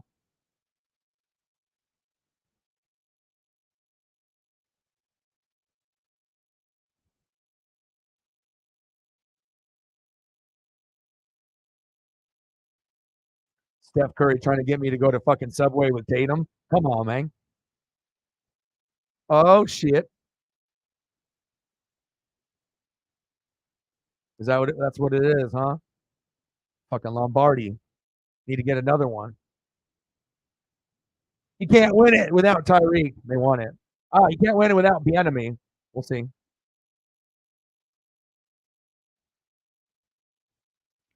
It's cool, like to look at greatness. Like you don't even have to be a Chief fan, but like I love it, man. I'm a big Andy Reid guy. So for him to struggle with the Eagles and 4 NFC Championship games, Super Bowl loss, and then to be so good and then not win it, and then to finally win it and have Mahomes, like it just like it was meant to be. It was like destiny. And if I couldn't think of anyone that's more worthy of a Lombardi than Andy Reid, it's like I'm so happy that he got one. One of the best coaches of all time. Period. Everywhere he goes, it's magic.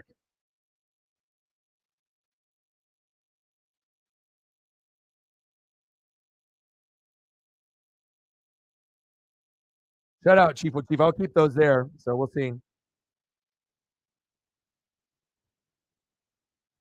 Pretty dope.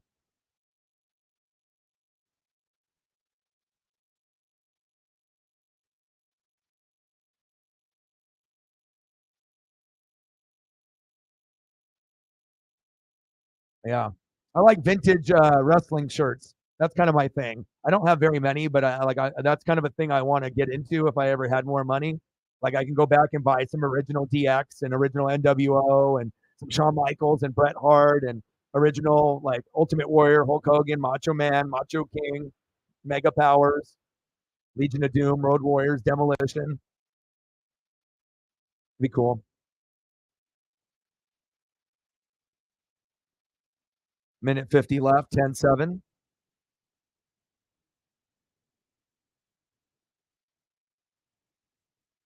Yeah, Andy almost. I mean, if like I said, if Andy and Pat didn't get linked up, there is no championships. It doesn't happen. Because then a team like the Bills would have been the team that the Chiefs were. Like, and eventually they would have got a running back, and then they would be the team, them and the Bengals. So, but again, it's like Kelsey being like the best tight end, Mahomes being the best quarterback, and arguably Reid the best coach. Like you got 1-1-1. You could argue maybe you can't really argue Kelsey. You can't argue Mahomes. So I guess you could argue Andy Reid, but the track record is proven. It's not just what he did on the Eagles, but what he's doing with the Chiefs. Yeah, did he have some amazing players? True, but he didn't have enough. And he could only get so far with the Eagles, and then had a little bit better players with the Chiefs, and then it took him all the way. So he's always had it. It's just he needed those Donovan McNabb to go to Mahomes. But Brian Dawkins was a dog. I like him a lot. That's my guy, Weapon X. Linebackers and safeties. That's what it's about. And sometimes corners and D tackles and DMs. 10-7 Vikings. Minute 12 left. Come on, man.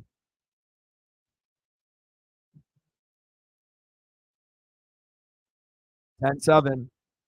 Oh, sidesteps it. Go, go, go, go. It's like Rich Gannon running out there. There we go. Good job, Rich. First down, Rich Gannon. First down, Brad Johnson. Go, Nick. Go, Nick. Go, Nick. All right, I need to get a Snapple. I need to go get a Snapple.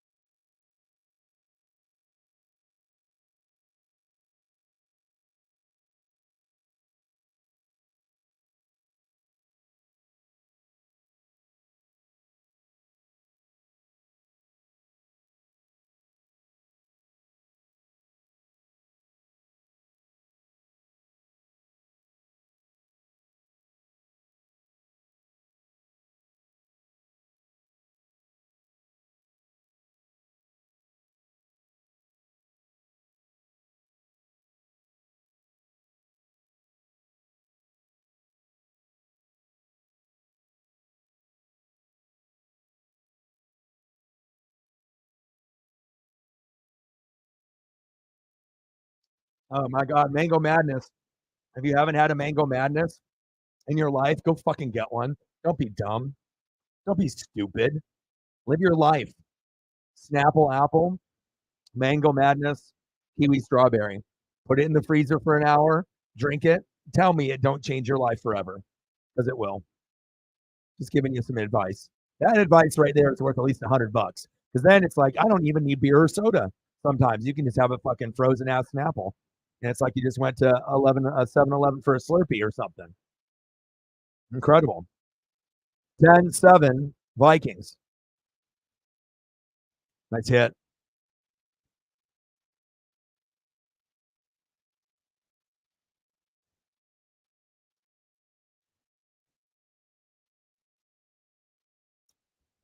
The Booty-O's. The Booty-O's. The Booty-O's thing was really dope. I almost bought it back in the day because I thought it was really creative because you got a T-shirt inside the cereal box of the Booty-O's. That's incredible. The marketing on that is incredible. And I probably should have bought one already. But that will be a part of my collection at some point, even if I got to pay a couple extra dollars to get it. But that's cool. It's like I want the cereal in there. I want the shirt, and then I have to have the pristine box. It's got to be pristine. I don't want that fucking box that ain't pristine. But I would imagine if Booty-O's probably doesn't taste Booty-O's. Maybe like Alphabets, Lucky Charms, but not the marshmallows like the regular pieces. So I'm probably not going to be that good. Or like a Lucky Charms clone. I feel like anyone that comes out with like a celebrity thing, like they kind of go towards like one of the famous things. So it's like, okay, I got a generic thing, but I'm going to put my name on it. Okay, Lucky Charms, boom, but this is ours now. Booty-O's. Oh yeah, and they have ones from back in the day that was like Hulk Hogan. It's like an ice cream bar, and it had like Hulk Hogan's image on it. Like a lot of these things, like gosh, if you could find a way to keep some of these things like preserved, like how epic they would be. But obviously the ice cream will go bad and it melts. But they had ones that was like ice cream bar, but then like imprinted in the fucking bar was like fucking Hulk Hogan, and it's like detailed cartoon image or like image, like embossed in the fucking ice cream and shit. Like I don't know, that's kind of dope if you ask me. Like they don't got shit like that in the ice cream store now. It's like dilly bars and Haagen Dazs. There's no more bonbons. and the dope fucking ice cream bars that got fucking images on them, Ninja Turtle stuff. And people are just missing out, dude. Oh, almost a sacrilege. Boom.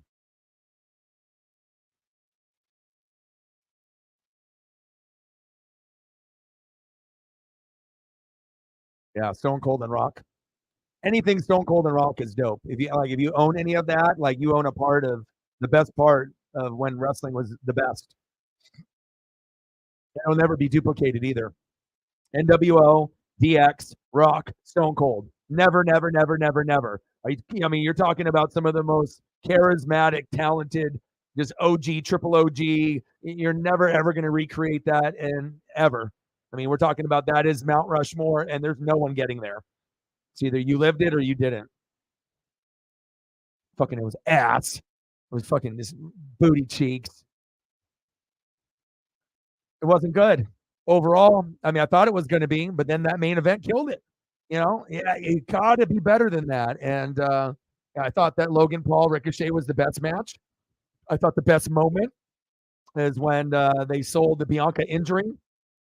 She came back. She ended up getting the pin on Asuka, had the belt for a minute 30, and then EO came in, cashed in, and I thought that was the biggest moment. I always like seeing people that are not appreciated get their flowers and get their due, and get the respect that they fucking deserve, and that felt good.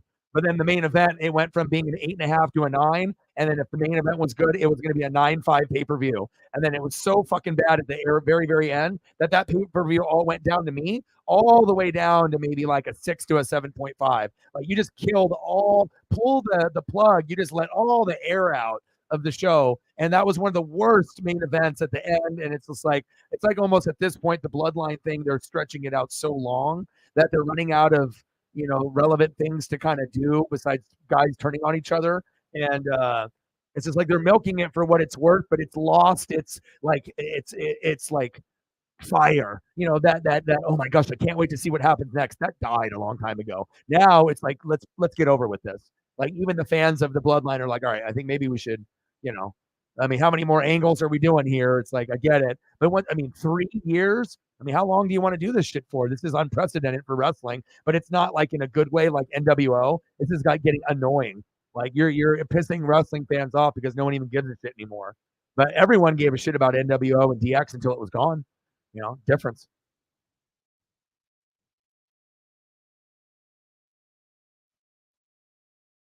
What up, dog?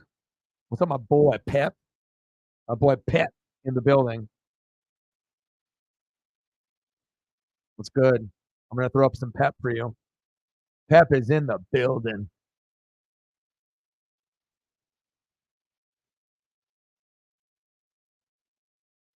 What'd you eat today? Pepperoni pizza? Because that was your meal every day. Hey, if you're 18 to 22, and you just eat pepperoni pizza all day, fuck it. Do you eat the pizza? Actually, sounds really fucking good right now. Honestly, I haven't had anything like that in like a month, maybe longer.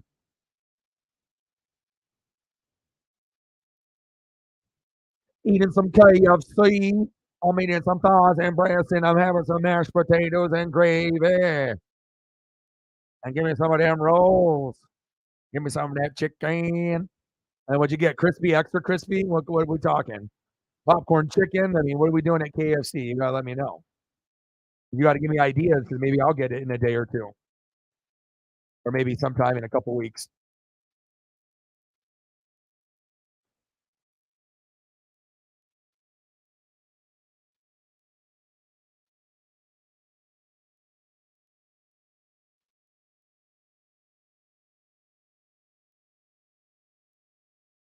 Damn, that looks good. See, this is the whole part of the show that's great too, is that like I'm promoting like excellent non-healthy options for you in your immediate future.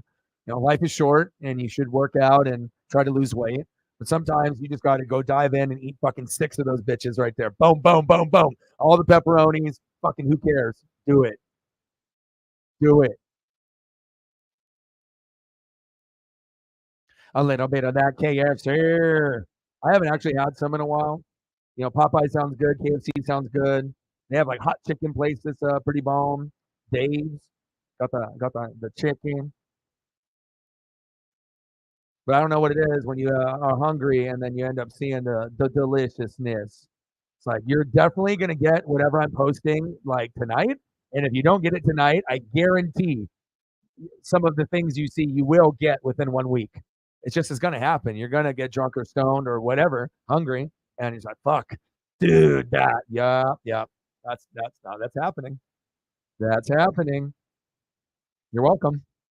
You weren't even thinking pepperoni pizza or KFC, but then Elliot came in, and now I want it. I got some of them chicken strips. We need the bacon and fries. Strips are cheaper than the chicken, and it's still amazing. I could definitely imagine Aziz Ansari or Nick Swardson. Those are my favorite. Saying something like that. Got the chicken strips with the biscuits and fries.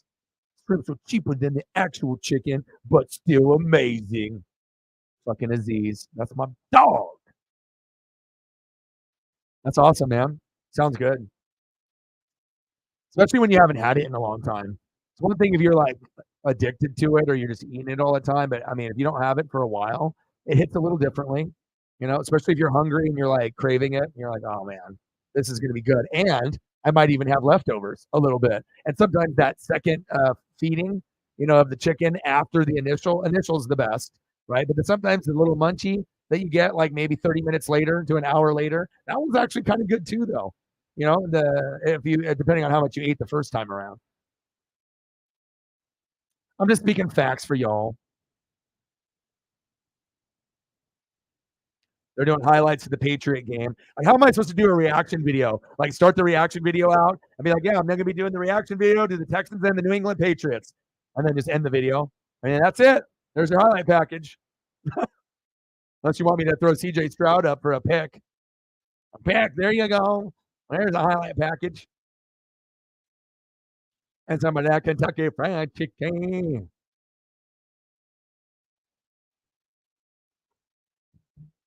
I can listen to Colleen Wolfe all day, every day. If I could actually do a show with any celebrity person, male or female, Colleen Wolfe would be my number one choice. She's the realest that's out there. Pretty, real, good talker, has style, knows what shoes are, is very fashionable, loves her Eagles and Johns. She's a one of one. There's a lot of others that are out there like Jane Slater and Kay Adams and a lot of these other ones and stuff, but they ain't her though. She's the most talented. She should be the number one and the highest paid, and she should be on the top of whatever if they like the position that she's doing there. But I don't know. I would watch Good Morning Football again if she went there. I'll tell you that. Even with Pitch Ass Traeger, still my shit, man. And did you get any sauce with the strips? You didn't get no sauce. Got no sauce, Gardner. You didn't get none.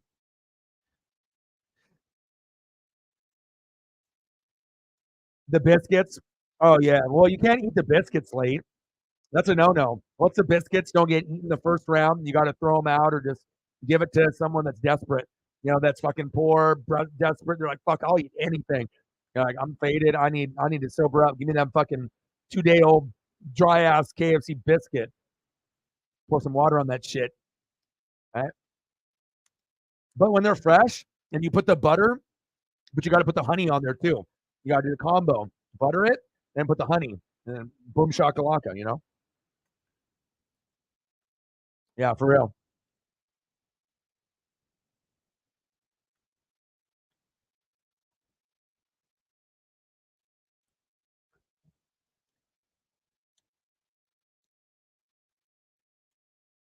It's funny how like you can be in a shitty mood or irritated, and then you could just like look at food and slightly things are a little bit better in life because no one does it.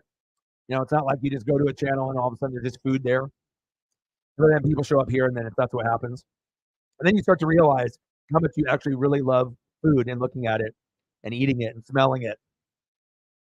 You're welcome. Well, I'm definitely getting pepperoni pizza and KFC within the next month. I'm sold. I sold myself. And Pep came in the room. My boy, he started it. It's my boy. Popeyes. This is the most realest shit on planet Earth. Hold up. The Popeye the King, which is the fucking truth, dude. You know, not a lot of people want to say it, but yeah, there's definitely some issues. And I think it's like nationwide. It's not just like a couple bad people or a couple haters that hate their job or they just hate their life. Yeah. That might be the realest shit ever. I'm gonna show their food though.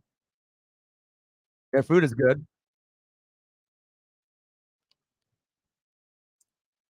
Like you feel like I mean, sometimes if you eat it too much, you take it for granted. But if you have it just like once in a while, it's almost like a treat, like a delicacy thing. Like, like you don't eat it, and then all of a sudden out of 6 months you get one or two. It'll be like you won't remember, obviously you can go to other places, but it's all about the flavor and the spices. Flavor Town. That's what we call it. Okay. Gordon Ramsay, Guy Fieri, Flavor Town. Okay. That's where we want to go. That's where I want to go if I'm going to be hanging out with y'all in your city. If I'm not going to Flavor Town, then I'm in the wrong fucking spot. Unless Colleen Wolf's there. Come on, man.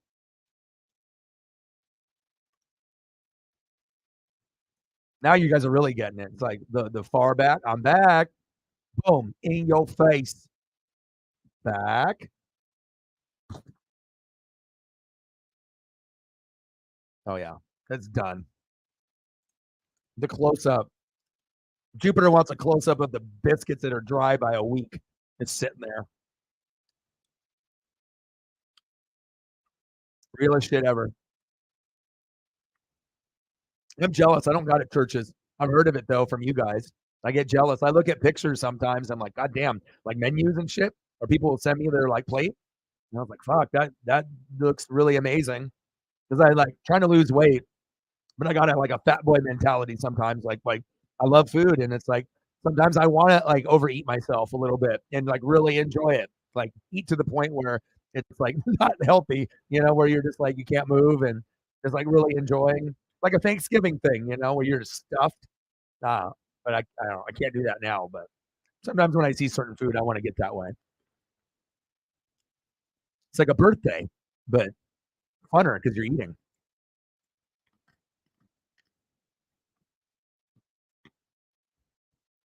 Especially the Papa John's because of the flavors and the sauces, but you don't do the sauces. But the flavor down there is different. What's the best thing there? Every place got like a staple, what they like. So me and my friend went to the McDonald's at 3 a.m. and the fries were so unbelievably fresh. It was insane. Life hack.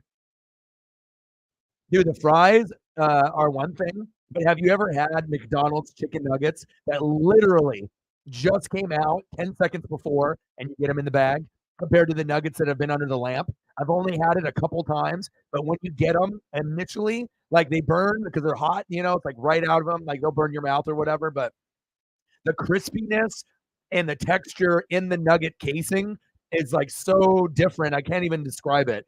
It's like you eat a good nugget like one time in maybe 20 like visits, maybe or 30, unless you know at that right time where you get it. But it's like when you get the heat lamp stuff where it's all shriveled up and it like doesn't taste good. It's like rubbery. It's like it's been sitting under a heat lamp. It's already been heated up like 3 times. Like, I don't want that.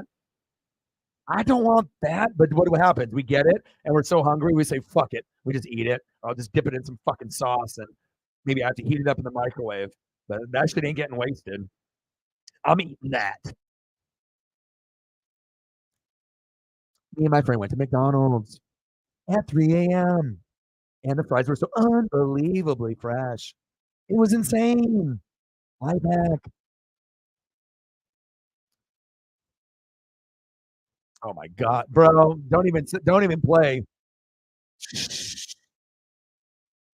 I probably would drop like a buck 50. I'd be getting crazy trying to go to Flavor Town. Like I don't even care what it costs. Like give me this. I'll have okay. I got to have this. I'm taking this with me. Like some places, it's like you got to take something home. Especially if you don't know where that next meal is coming from. If you're going to eat it in a regular amount of time. That's the low key. That's like a life hack too. You get the food when you're faded or whatever, but then you get like an extra one, and then you take it home. And then if you pass out, wake up 2 hours later, boom, the best option of food that you ever would dream of, it's already there because you were faded and you already got it, and you got two. You ate one and you saved one. Instead of looking in the house and fucking having to eat dry cereal or dry cereal with orange juice or a ramen with no flavor packet. 10-7. Vikings. Nice catch. Almost a first down.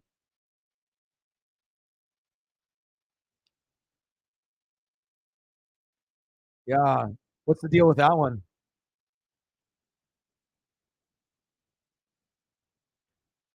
Unseasoned chicken fingers.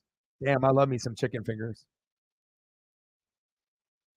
It's funny, the game is going on, and we're just talking about food. 10-7, yeah, fucking like a pepperoni pizza, some fucking chicken fingers. Fucking Elliot went and got McDonald's at 3 a.m., and he said the fries were unbelievably fresh. Life hack. That's our life right now, right? Oh, well, I guess there's a football game, but I don't mind talking about food too. I love Flavortown. Dude, seriously, I get pissed. It's like, and you don't want to be that guy, be like, this fucking Nuggets is old. And then if you get the new one, like, what happened? Did I get spit on this one because I fucking said something? You don't fuck with people in the food industry. If you do, beware. Or you'll be like in that movie Waiting. That will be you. That will be you in that movie. Like, give me another fucking piece of food. This one fucking sucks. Tastes like shit. You're like, sure, sir, we'll get you that. And then you'll be getting a surprise in that next food. All right. We'll have somebody be able to take over, like Elliot or something. Elliot, you're able to stick around for a little bit, or do you got to dip? You want to handle the mod responsibility while Sarah leaves? Someone will. Hopefully, Elliot. Oh, nice catch to the 40, the 30. First down, Hawks. I see you. They're fun. Even though I'm not a Seahawk fan, like when I'm there for like Mariners and whatnot, and I've gone there and saw like the Broncos, and I've been to a few games. It's always a fun experience. The fans are awesome. They're pretty much Mariner fans and passionate, loud, and not in an annoying way. And it's just a fun environment to be up there. And it's a beautiful stadium. You look one way, you see like the advertisements and whatnot, and the other one you see all the skyscrapers like in the background. It's a kind of a surreal stadium. It's very cool. And then the Mariners Stadium is right across the street, so they're literally right next to each other. It's fucking lit. It's awesome. And they got a couple bars across the street, and those are the ones that get packed heavy for people right before the game. They don't let you tailgate for Mariners or Seahawks. Not like Ducks and Beavers and like the college teams. You can't do it. So it's like you either bar hop or you're drinking in your car, I guess, or whatever, or beforehand. Canes famous for their sauce. Oh, Texas toast. Yes. I love me some Texas toast. That hits too. Like the cornbread and then like the baked beans. Like I think a lot of people don't realize how underrated that is. Because think about like the last time you had it, and then if it's like a rainy day, you're feeling like shit, and then instead of doing like hot dogs or like corn dogs or chili dogs, you end up doing that instead. But you do a little cornbread, and then you do like the chili, baked beans, or a combination of stuff that you're doing. Oh man, that or or you use a crock pot for something. Man, those things hit different. Like if you're looking for another idea of doing something a little different, you do that.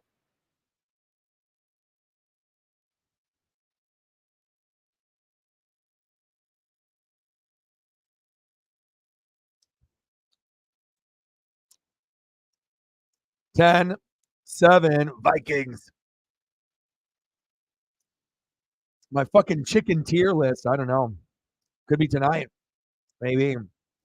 I wouldn't be able to give a good enough answer though because I haven't experienced a lot of the amazing chickens that need to be devoured by me. Field goal is good. 10-10. We're knotted up. But I've heard of them. People on the channel and my friends have sent me, photos, even video, so I can actually get like, what? Let me see, like, what are we dealing with? Give me a close up of like the delicious goodness. If this like, okay, you had a burger, it was $30. Send me a photo. I want to see what this greatness is about. But obviously, the KFC isn't going to be up there very high. It's one of those things. It's like a McDonald's. It's there. It's good. But there's others that are going to be better. And I do like I like Nashville hot. I like to feel alive. Sweat a little bit, so I can eat the normal chicken, but I like the different spices and Flavor Town. And if it's a little hot, I don't mind. Kick is good. 10-10. Vikings Hawks. This game is more entertaining than the other one. Texans and Patriots. That was terrible.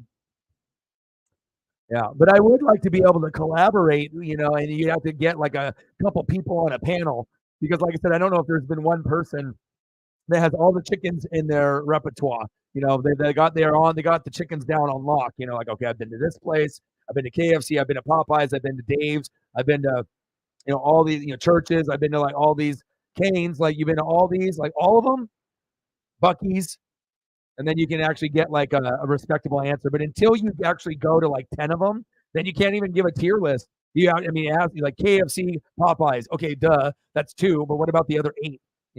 Then I want to go to Flavor Town and then see who impresses me. So, Flavor Town.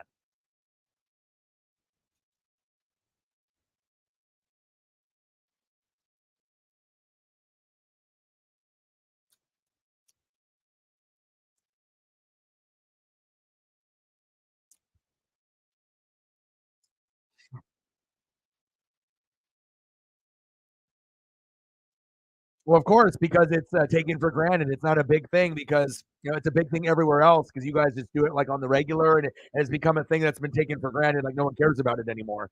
It's not even like cool. It's just like whatever. Like if you don't have it, it's not going to kill you. But for everywhere else, not many people have it. But if we do have it once a year, yeah, we enjoy it. Oh yeah, all the barbecue. Goddamn turkey legs. I love barbecue too. Don't even get me started on barbecue if I start throwing up photos like that, man. Come on.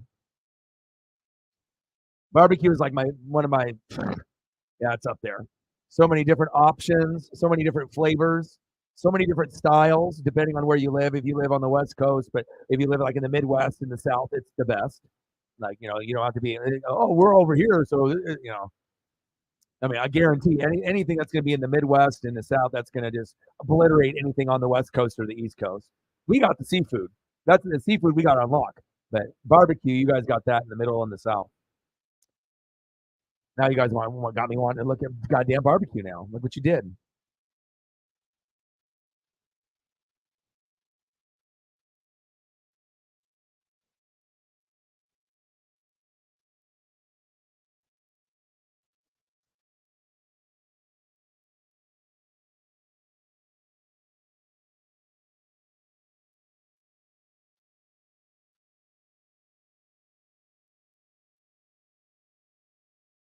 Oh, 10-10 game. Oh, damn, they're pushing each other after the play. Scrap, scrap, scrap. Damn, ribs are so good. Like, I think, like, if you were talking about like happiness in life, you could have like girlfriend or whatever the situation is, things, wife, whatever, or early dating stages, whatever. But like to have good food and to have something like ribs, like you could literally have like the worst fucking date ever and then have something like that. And it'll peak, it'll get you to a different level of happiness, man. Ribs, man, like just fucking napkins, whatever. Like you can eat like so many too, and then it's like potato chips. You start eating like a rib or two, and you're gonna eat like fucking 15. I mean, I don't know. I've never met anyone that just be like, "Oh, let's have some ribs," and they eat like one rib and they stop. It's like, it's hard to it's to me it's hard to stop. It's like once I start going, I'm like I could definitely like eat more than I should. It's easy to splurge on the rib. That's why I want to be able to visit some of the areas, for some of the people that are at. Ribs.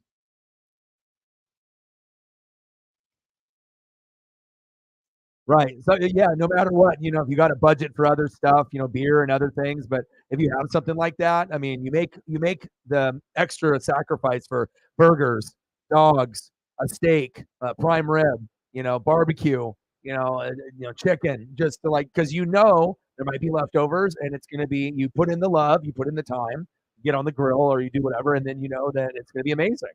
But sometimes we get lazy, as people, and we don't want to fucking do that shit. But I tell you, man, if you people get off their ass and then they make it, I mean, it's going to be better than any meal that you get delivered from Grubhub or you go to, because you did it, you put in the effort, so then it tastes fucking better. That's goddamn facts. Nice catch. Goddamn sausages. Yeah. Louisiana, yeah, you guys got seafood too, but you got to think the people on the West Coast and the East Coast got it also. You got the Cajun style, but if we're talking about like lobster and crab, bro, you getting it fresh right there too. But down the Atlantic and the Pacific, I mean, the lobsters and crab and the shrimps, it's on another level, dude. It's you know, Louisiana got theirs, but you got all kinds of stuff, But we got that though. Maybe Louisiana third, but I mean, if you ever watch Flavor Town and watching a lot of those places with like the lobster and what they look like, and I don't know, man, those Maine lobster and that stuff on that East Coast, I literally would probably fly to Maine just to go eat food and then fly back if I was rich enough.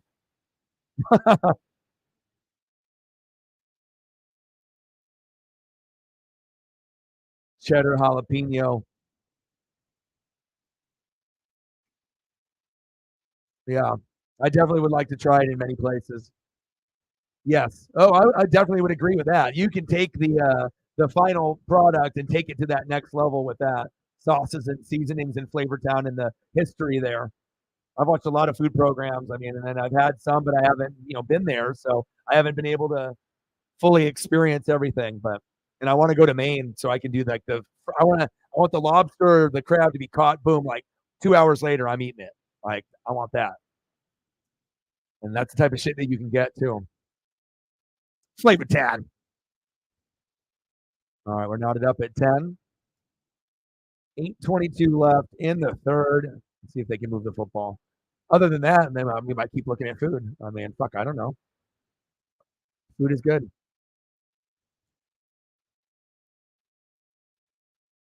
I definitely want that now.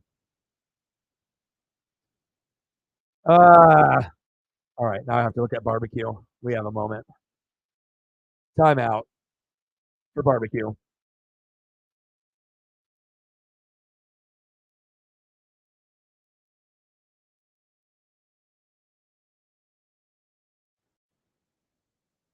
There's not many things in life that are food that look better than barbecue, in person or on a photo. I'll prove it. Your mood changes. You just look at it. It looks just so delicious. The marination, the prep, the love, the grind. Flavor time.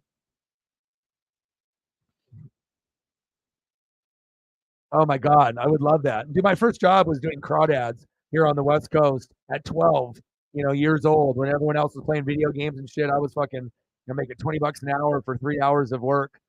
And, hour there, drive, hour back. And then I didn't get paid for, obviously that other time. But at 12 years old, I mean, back in what, 1994? But it's always cool to be able to do stuff like that. Like if you do go crabbing, then you can have the broil and enjoy like a lot of delicious goodness. I'd probably weigh like 500 pounds if I had the seafood and barbecue at my disposal. I get in trouble.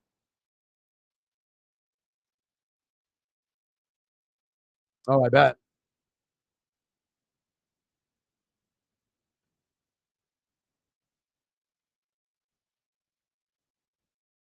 Rays? How many locations? Is it like mom and pop or is it like a bunch? Because the mom and pop ones are dope. Because it's like they put all their love and it's just like one location, you know?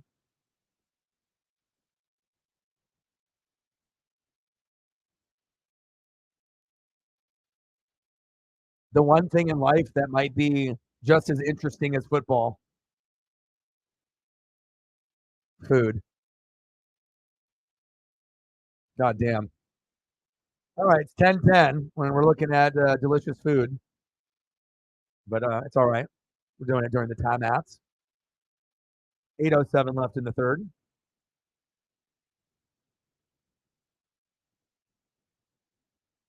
Maybe I could squeeze in another photo here while they have another commercial. Good.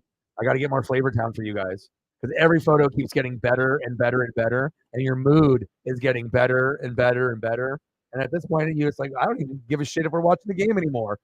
We're just fuck. This is where it's going. But I will go back to the game at some point. Shit. Game over, dude.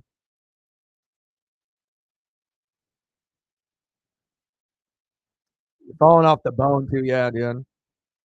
I just like flavors too. So it's like certain places, they have their own unique style and the preparation of it, the secret, and I like live for those kind of places, I would love to be able to be able to go to each place at least once before I'm not here anymore. You know what I mean? Like to really be able to get a legitimate chance to be able to at least have these things once.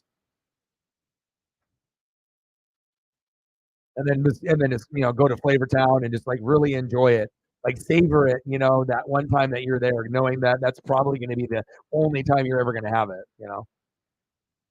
That's how you have food.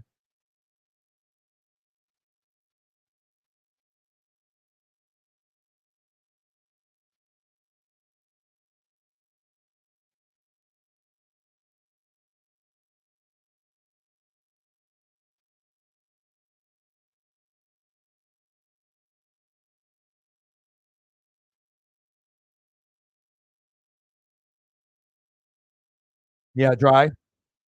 I mean, I'm a fan of everything, so it doesn't really matter if it's brisket.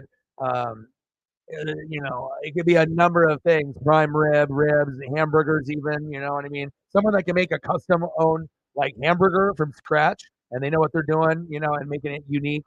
Like I'm down for whatever.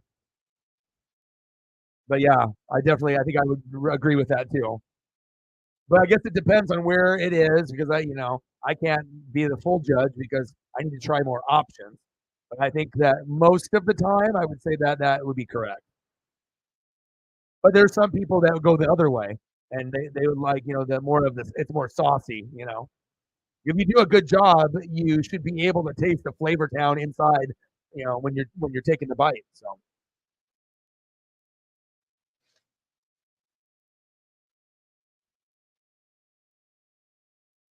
all right. Well, I guess we do have this thing called YouTube, and I have a football game to watch and call while we look at food.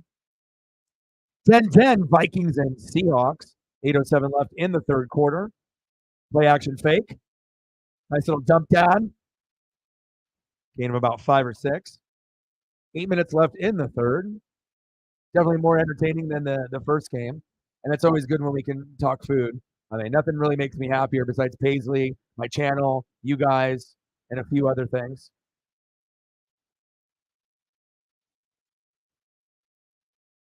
So you could be just pissed off and irritated. Then all of a sudden you come in here, see a couple photos of some food, get some ideas for maybe the next couple days. Then things are better. Second down and 3, play action fake. Oh, avoids the sack lunch. Little dump down, go get that. Ooh, nice tackle.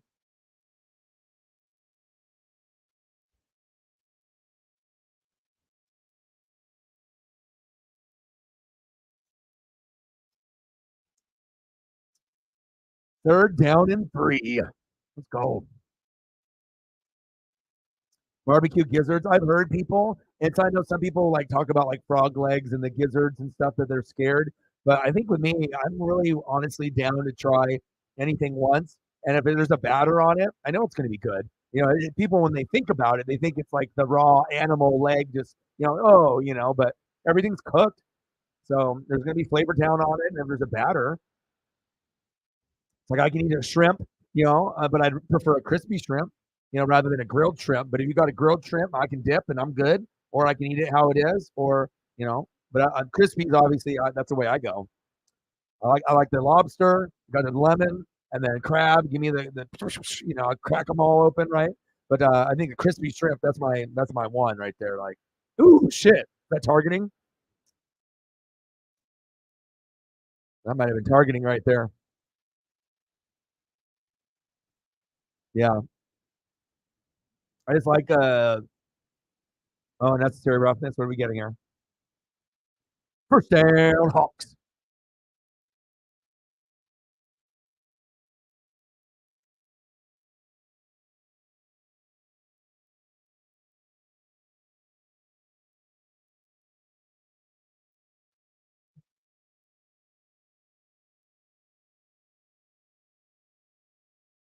Yeah, definitely wasn't intentional or anything there. That would have been bad. Booth, Drew, Lock.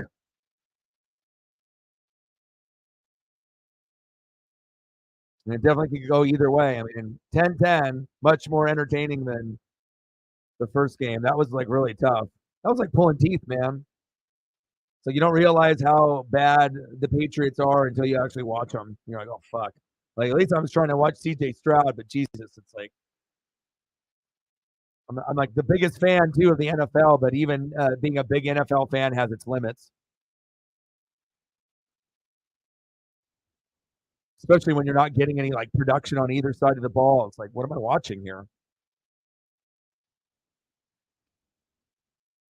Second down and 8, shotgun set for Lock. Late draw, hit the hole, bounces off a defender, flag on the play.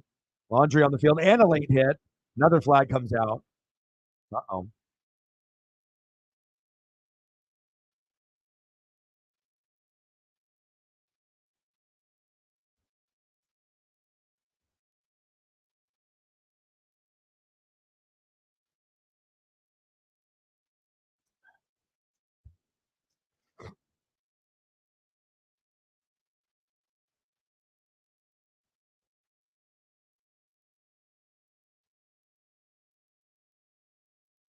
Holding.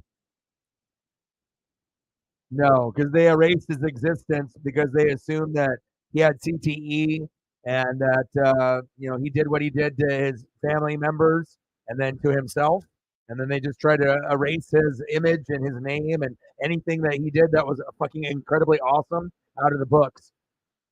So in their minds, he's a criminal and murderer. So he'll never get his flowers or his recognition. Was there foul play involved? Maybe. You know, maybe someone was there and it wasn't just Chris. So I always enjoyed him as a wrestler, but obviously, if everything that happened, intercepted, nice pick by the Vikings.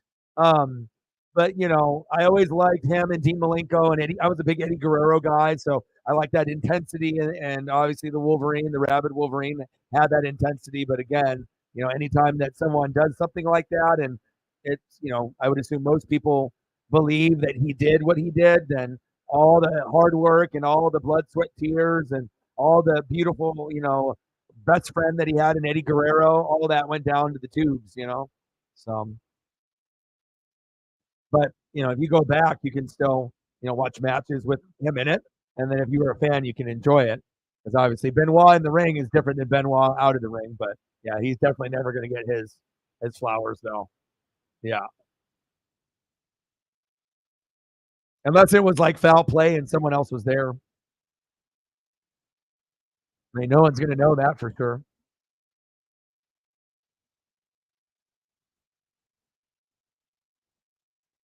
Yeah, but just every person that has brain damage doesn't commit murder either, though.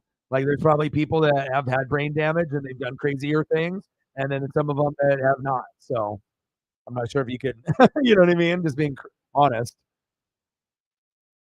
That's not doesn't give you a reason to eliminate everyone in yourself and his kids. That's the saddest part of it all. Yeah, we're not trying to be sad. We're trying to be happy here. Trying looking at food, watching football.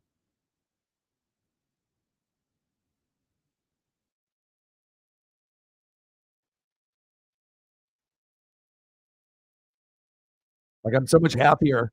I don't know why. It's like when you get the barbecue photos, like it just changes your soul. Like you could just been like, fuck life, fuck everything. This fucking day sucks. This week sucks.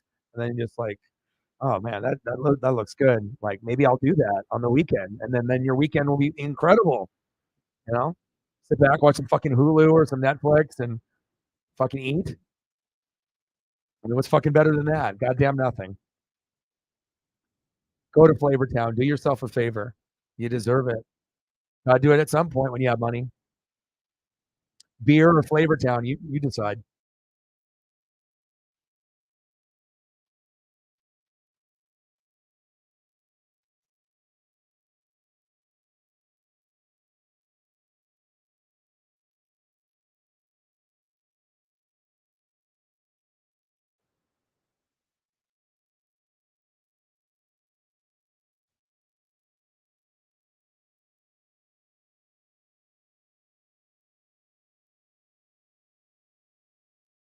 A little handoff for a couple.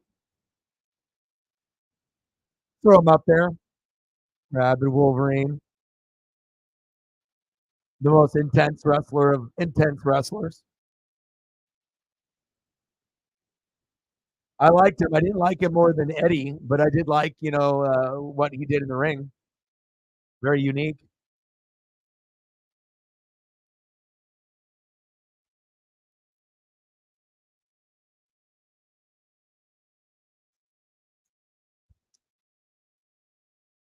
Second down and 7.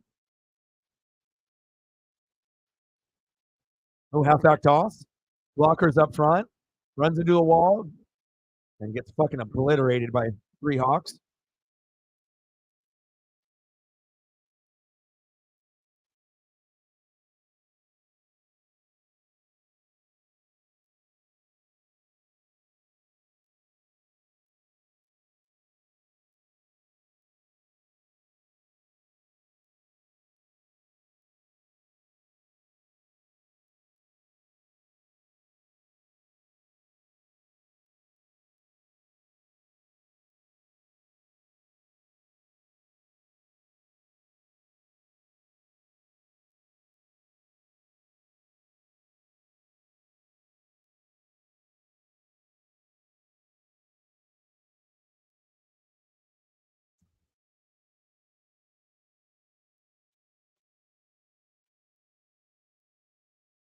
All right, Minnesota with the punt.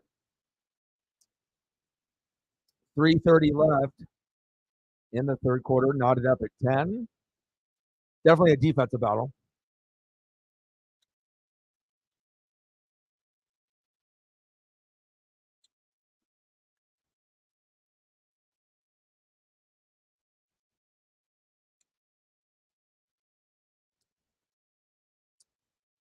And it's good. 13-10. Vikings. Wow. What a long field goal. 54-yarder. That's some fantasy points right there. 5. I'll take it. Just get to 10.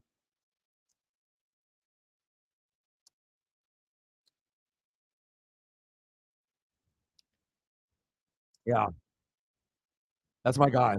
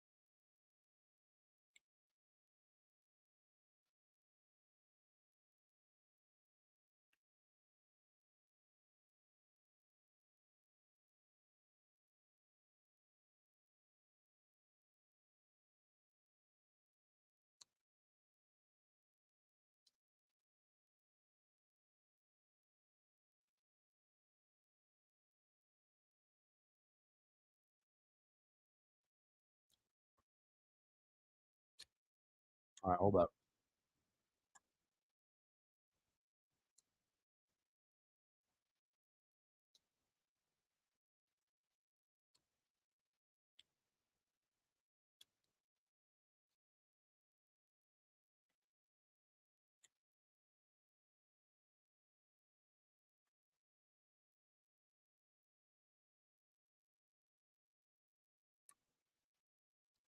But I remember it's like the stunner shades. Like I don't necessarily picture him like that. It's like more like this. That's kind of like that's like my memory as a kid.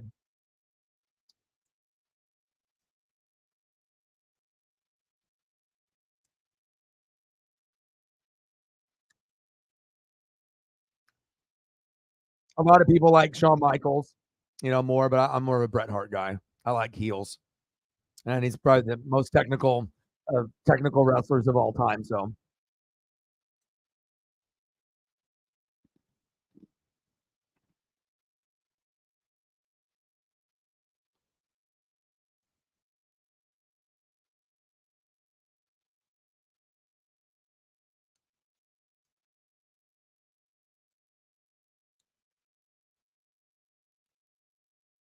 all right, 13-10, pepperoni pizza, football, Mariners tomorrow, but I'll do reaction videos to the games, and then going to eat dinner. Olive Garden, haven't had that in a minute, over a year. And then we'll figure out if we do Mariners or football on the weekend, and we'll grind it out.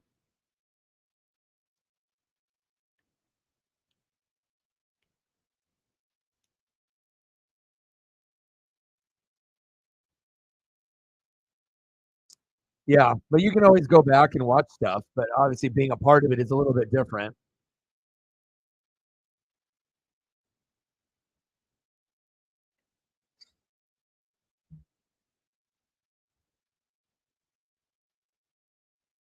You can still be younger, but if you actually put in the effort to learn the history, then it'll give you a different perspective on things. You know, and you'll see some appreciation from stuff that's much older.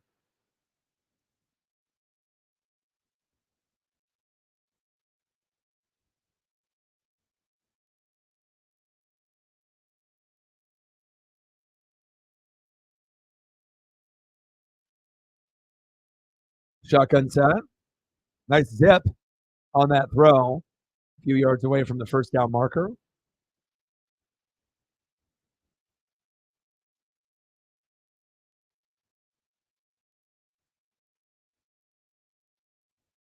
Alexander Madison. He's like, Dalvin Cook, don't come back.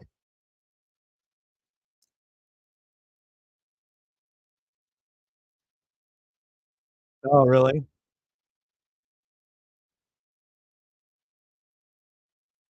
Oh, that sucks.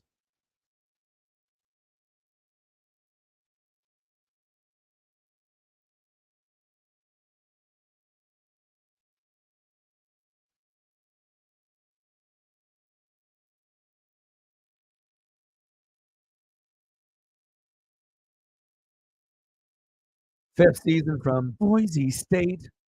Well, every time that Dalvin Cook got hurt, he always was like one of the number one fantasy options, the guy that could still get a touchdown or two or 100 yards. So he was definitely one of the top five backups in the league. So he could be the guy.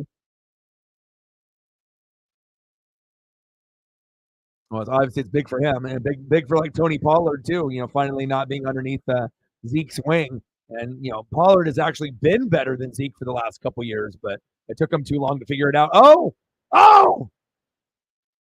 touchdown Hawks! Are you kidding me? No fucking way! No way that just happened. There has to be a flag. Oh my god! What the fuck?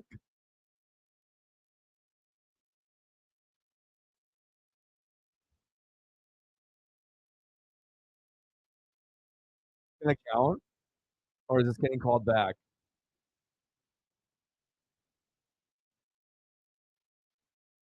Wow! Wow! What the fuck? Oh my god! Oh, yeah, they can't advance it. Oh, man. I don't like that rule. Let them have the touchdown. Let them have the touchdown. I don't like that rule. Yeah. Are you talking about, like, wrestling figures that you had a wrestling figure set of them together?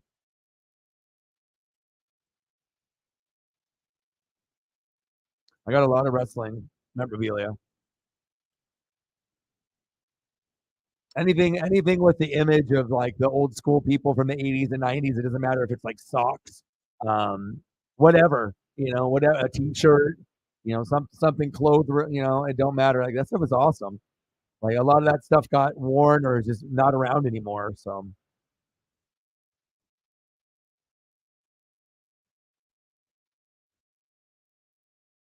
huge turnover. They should have just I mean, I don't like it when the ball was down. Just let them continue to play, and if they get in the end zone, give them a touchdown. I mean, they earned it. Right? That's football. I mean, don't take that away and just like, oh, the ball's down. I don't know. That's a stupid ass rule. If someone's going to do a miraculous play, you know what I mean, off a turnover, let them, and then they go all the way, give them the touchdown. Yeah, Zeke was just a name, and that's also Dak's best friend. So there's a little politics involved with that too. All right, I need to go grab some like Nutter Butters or like something to eat real quick. So I'm gonna go grab something from the kitchen. I got to get a snack.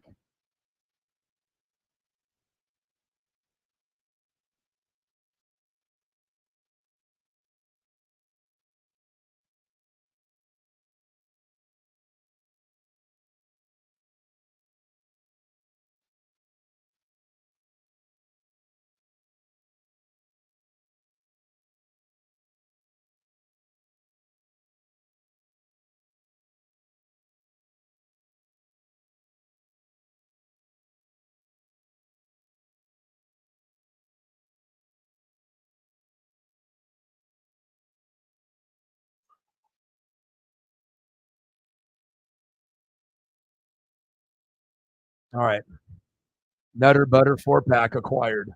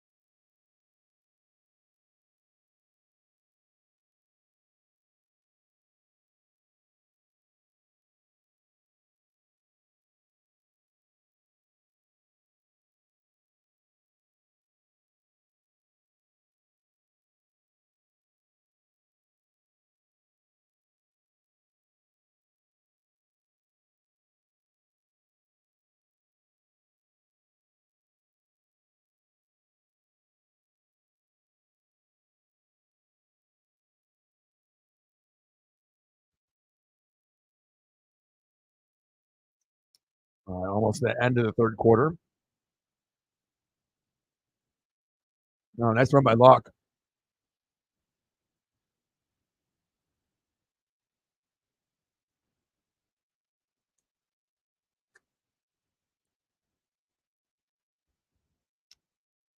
Less than a minute to go.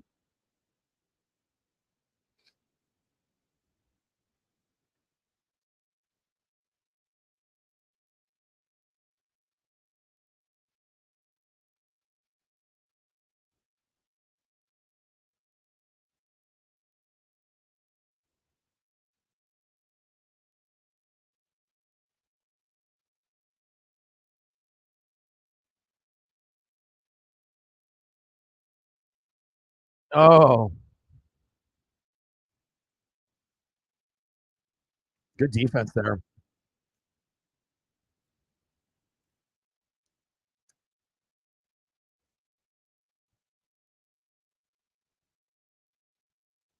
Dude,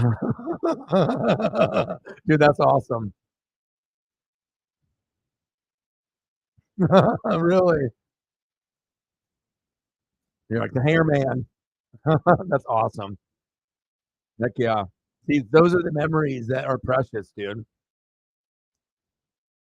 It's like good to be able to reconnect with like your younger self.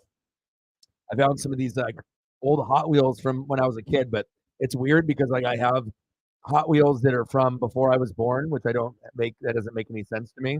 But I have these two Camaros that I played with from, and they're actually from 1983 when I was 1 years old, and I'm 41.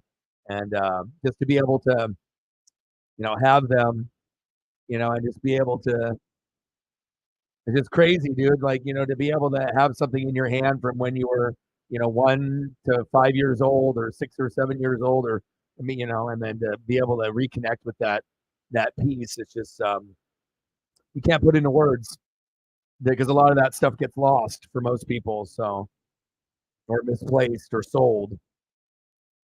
So you can't put a price on the old school 1983 Camaro blue Z28 1983, and then the IROC Camaro. It's got the engine obviously exposed. It's fucking dope. See, I live for shit like that. 7 seconds left. Oh, baby! Touchdown, Hawks! Woo. Wow, baby. That was nice. My goodness.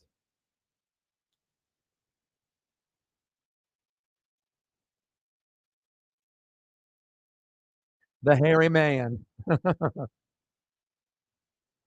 What a catch by the Hawks.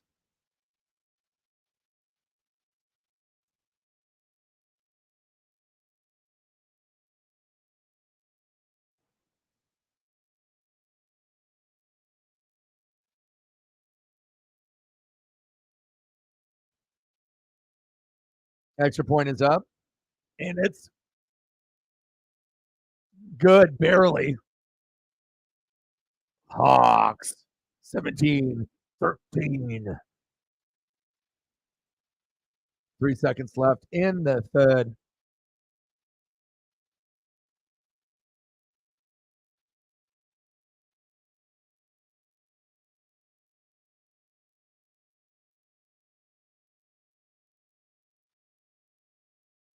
Drew Lock to Bobo.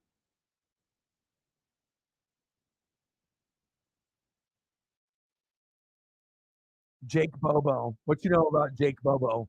That's who just got the touchdown. Jake Bobo.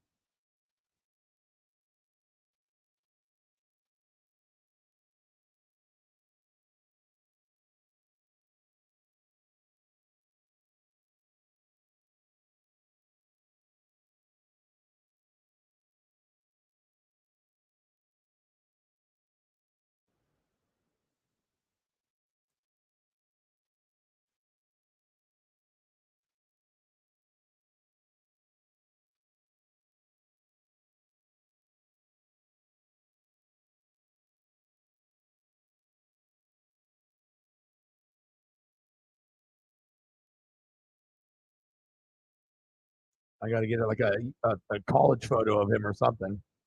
Fucking Jake Bobo, UCLA. I remember the Ducks playing him.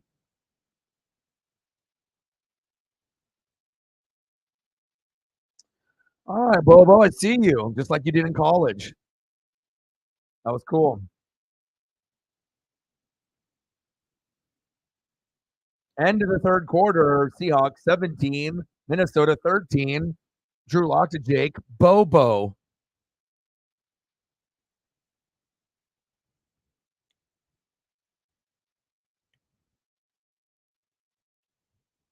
I'm a collector. I mean, I'm 41 and I've been collecting since I was 5. But I have certain people in the family.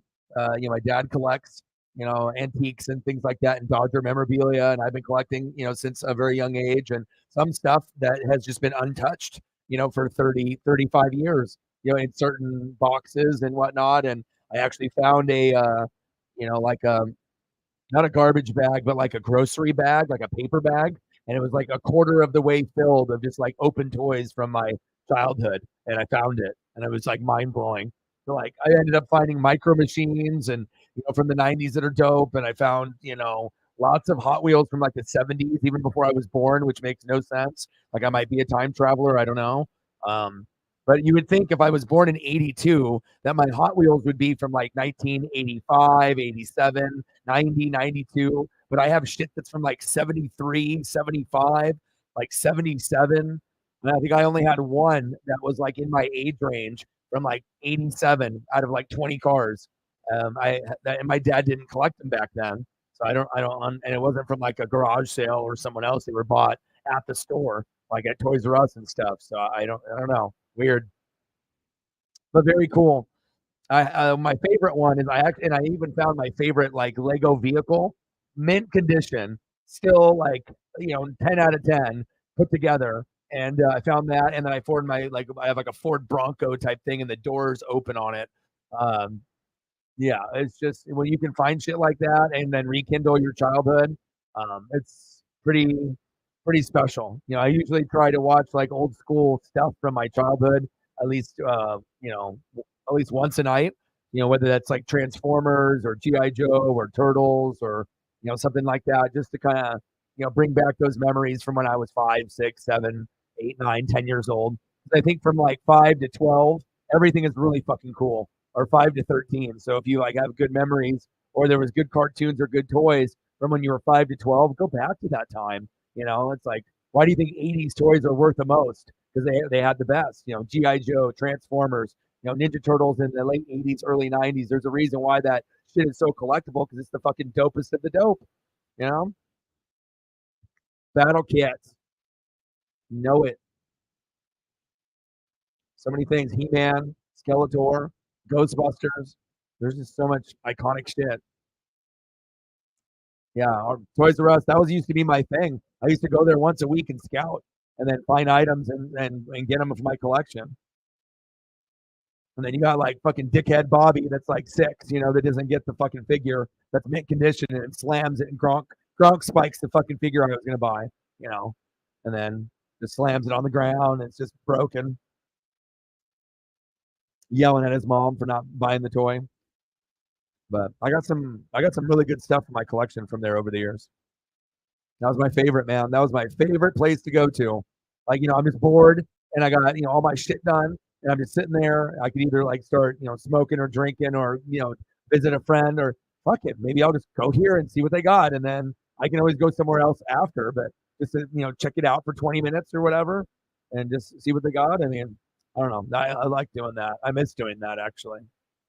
All right, 17-13 Hawks.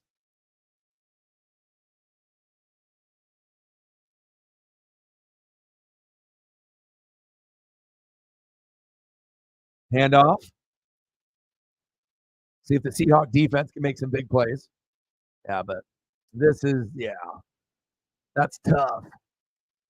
But definitely seeing like my Lego, like I like everyone's got Legos, but does anyone like ever find something from like the 70s or 80s that's mint condition that still works, and it's like a Lego vehicle? It's like, I don't know. That shit is mind blowing to me that I found that. Like the Hot Wheels is one thing, and like some of the other toys, but a fucking Lego vehicle that's like 40 years old, like what the fuck?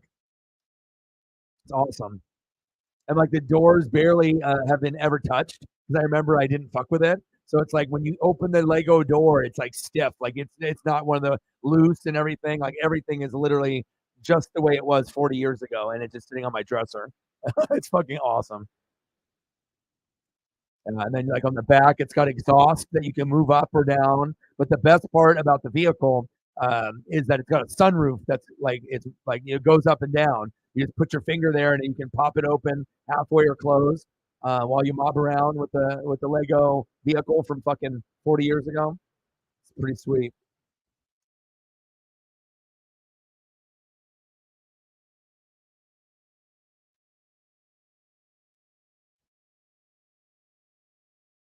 Damn, Nikhil Harry. Let me see this. Third down. Wow. Damn Vikings. That was a hell of a catch. I watched Nikhil Harry versus Oregon and Arizona State front row, and he was balling out like OBJ back in the day. But I knew that injuries would probably plague him, and he bounced around. But he had the skill set to be pretty special if he could have stayed healthy and got on the right team, but just never did either. Oh, Blockbuster's always lit. Kidding me? I love that. The candy, the movies, then it went to like DVDs. Hell, at one point they had video games. It was like, oh my God, this is awesome. That was a spot, man. Then you want to get a movie. Oh, fuck, it's all sold out. Then you got to get something else. Old Transformers, man. I'm telling you, a lot of that shit is worth so much money, even loose, because a lot of them don't exist now. Like they got played with, destroyed, or lost and whatnot. So, like, if you can find original Ninja Turtles and Transformers and GI Joes, or if you find them like in the package, they go for hundreds, thousands. You know, toys nowadays aren't going to go for the hundreds or thousands. And it's also those brands. I mean, look at all the movies that have been birthed, since Transformers and GI Joe and Ninja Turtles and all the cartoons and all the movies and the spin-offs. But it'll never be better than the originals, like Teenage Mutant Ninja Turtles one. Number two was Secret of the Ooze with Vanilla Ice. You want to watch a good movie? You watch those two. If you're in that age gap and you grew up with it. If you didn't grow up in the gap, then it's probably not going to be as entertaining. But I mean, if you grew up in like the 70s, 80s, or 90s, I mean, to go back in time and to watch something like that, it's cool. Very nostalgic. And I'll always be Teenage Mutant Ninja Turtles all day, every day. I got a lot of memorabilia. Nice tackle.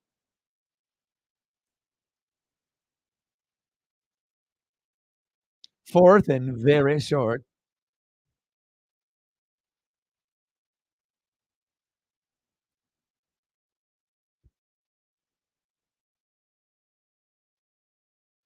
All right, baby, let's go.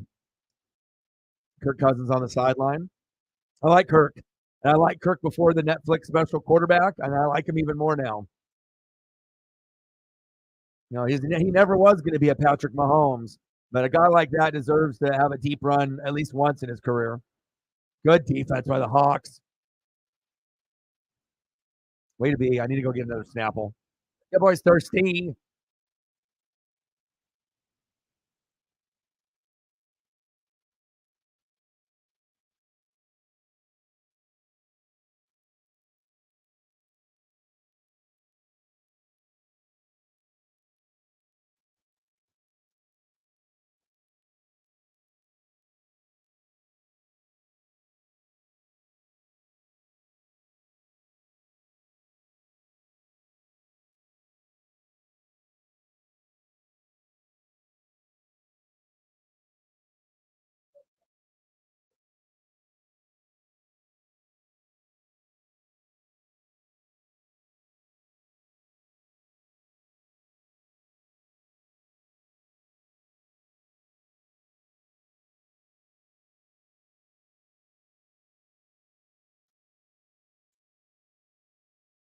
Oh my God, Snapple Apple is like fucking from the gods. I don't care what the hell's going on in your life. You have a fucking Snapple Apple. Things are better. God, it's delicious.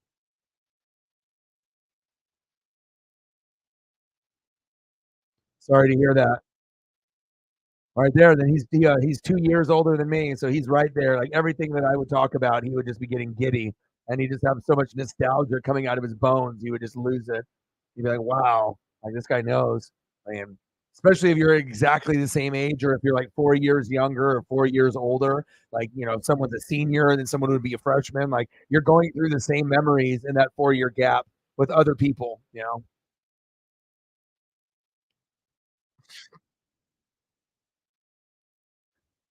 Life is shitty. Look at some barbecue.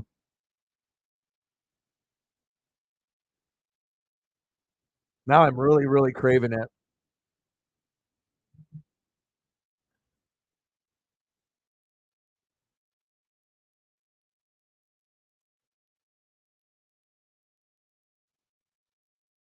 Yeah, but I imagine that we'd probably vibe on a lot of stuff. But like I said, I got like starting lineups, bobbleheads, McFarlane's, you know, Lego, toys, Matchbox, Hot Wheels, all kinds of stuff.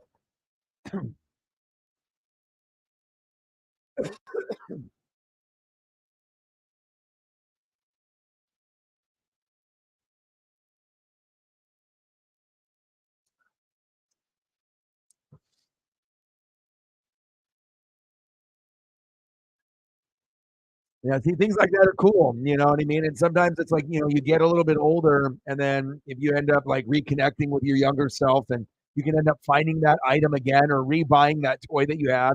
Like I had this G.I. Joe Gung Ho, right? And it was when I was 10. And the dopest part about it, it had a fucking rocket launcher, right? So you did put the blue rocket launcher piece in there with the missile, push the button, and it would actually go. You could probably hurt someone's eye if you pointed it right at it. But I just thought that was incredibly dope. I mean, I don't have that figure anymore, but down the road, I'm going to end up buying that. So that way, that simple fact that I can put the rocket in there and pretend that I'm fucking 7 years old or 10 years old all over again. You can't put a price on that. That memory that you had when you were younger. That's facts. That's how you live life, man. 17-13 Hawks, 10-15 left in the fourth quarter. I'll do reaction videos to both of these. And then we'll figure out a little Mariners and a little bit more football, depending on what games. I mean, I saw the Chiefs game looked pretty good against the Saints on the weekend, and I know Eagles and Ravens are going to play, so maybe that. And then Mariners are playing the Orioles, so that's like one of the best series of the year. So I got to do a couple games of them. Nice run. First down, Hawks. That was nice.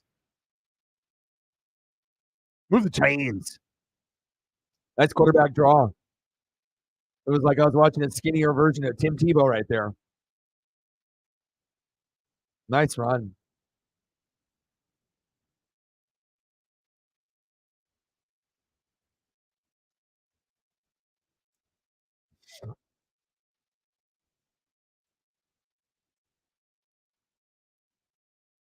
Seahawks playing with a different kind of vibe right now. Nice run.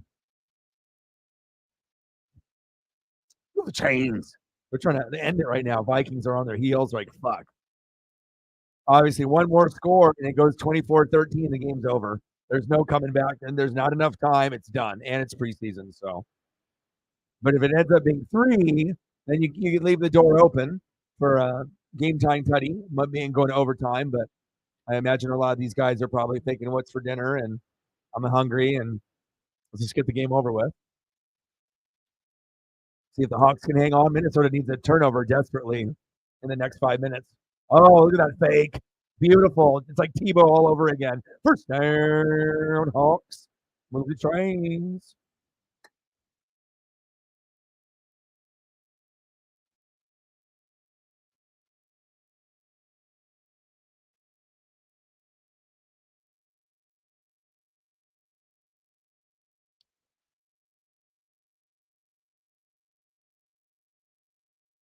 Holton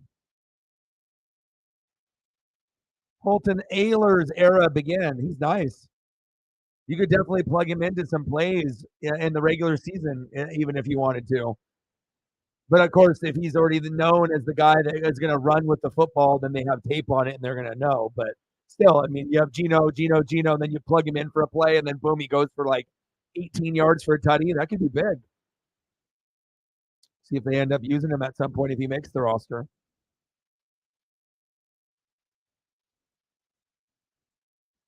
Pete Carroll and Drew Lock sharing a laugh.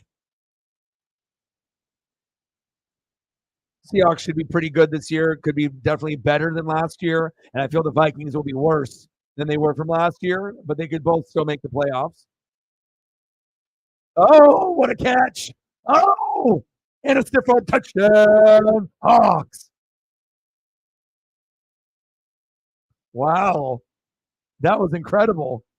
Dude, that was insane. Wow. Now it's over. I said, hey, if we get this, it's over. Yeah. Wow, that was awesome. What a catch. He's like, whoop, skirt.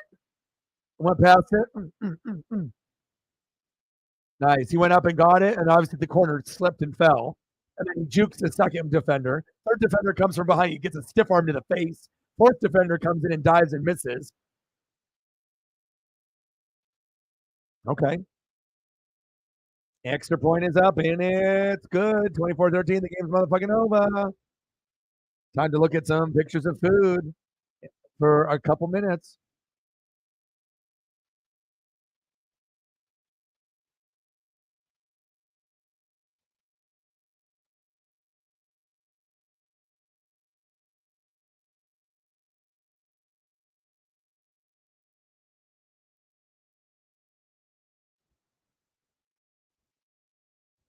I got to get Holton's photo up there.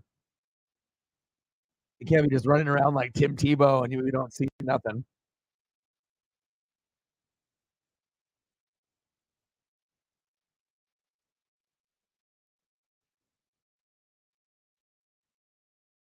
Holton Ailers.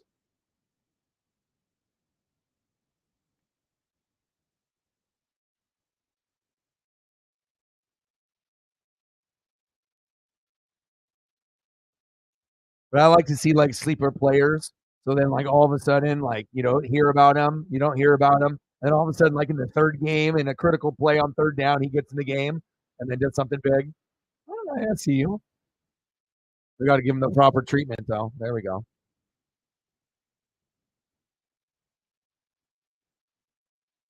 Oh man, it's great. You guys are playing with a lot of energy, and it's preseason. I get it, but still, you guys are going to be better than you were last year. You're trending upwards, and like I said, how you played preseason will carry over into the regular, and hopefully, you guys can compete with the Niners. And there is a chance where you could legitimately win the NFC West, at the very least, second place, but you could get first. So that's exciting, and obviously. If I didn't believe it, I would definitely not say it. If I thought that you guys were in the same spot as last year or worse, then I'd be like, yeah, probably, 9, 10, wins, something like that. But the team is better. It seems like it could be like 10 to 12. And then the Niners, instead of maybe being 11 to 14, maybe, it ends up being more 10 to 13. So there's maybe a little bit of wiggle room there. So yeah, cool plays, and I like this guy. So Holton Ayles, he can run. He's like a Tim Tebow. He's fast, and it doesn't matter if it's against third string or fourth string. It's cool to be able to see a little bit of energy like that. I like it.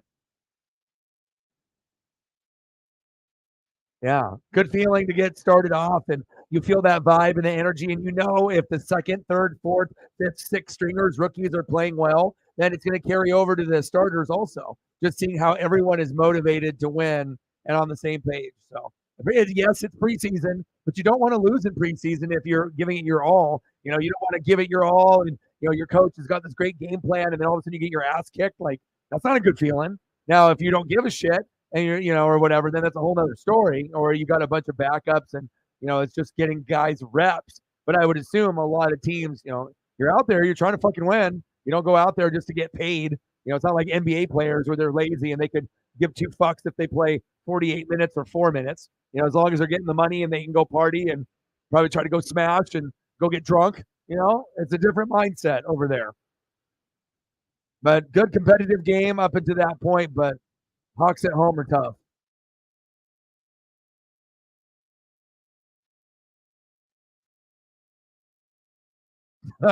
Man, it sounds like you guys had a great childhood. For real. Memories, man. Gel filled tube. Yeah, I remember all kinds of stuff, man. Squeeze Its, Kudos bars, all the stuff, that I had when that shit is so precious to me, man. Like I said, anything from like the 80s and 90s is just like there's so much nostalgia running through my veins. Like if I can get my hands on stuff like that or even see it, it's just so cool. It's good for your mental health. Like I said, I always go back and go back to my former self every night. Make sure that I have some kind of memory and it carries over into the next day.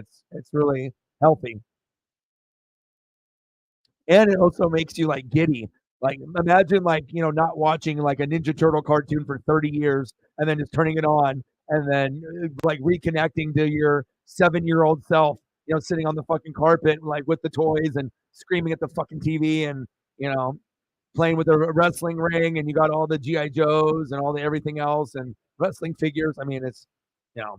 And then I also have those memories of watching like Jordan play on the finals while my dad was on the couch reading the newspaper, the Oregonian, and it's just little subtle things that you remember when you were a kid with the toys and the video games that you played and the shit that you had. Little screen, too little, too late for Minnesota. Oh, it is going to carry to the regular season. Like I said, Witherspoon might end up being a bust, but even if he does, I still think you guys have a great chance to win the division. And it looks like 10 to 12 wins, is where you guys are looking. So, and the Niners, instead of winning maybe 11 to 14, maybe now it's closer to 11 to 13, or it may be a little bit lower. So it is possible they have some injuries and things go a little sideways that maybe you guys go 12-5 and they go 11-6 and you win the division. I mean, is that really too crazy to think? No. So you just got to think about the numbers and say them out loud, look at the schedule, look at the numbers themselves and think, wow, well, that is kind of possible. Or one team gets 13, the other team gets 12.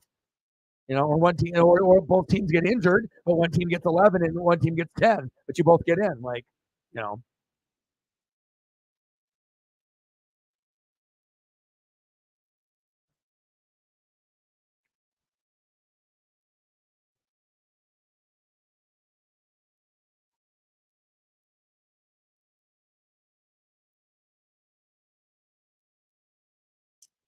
Damon, how are you, bro?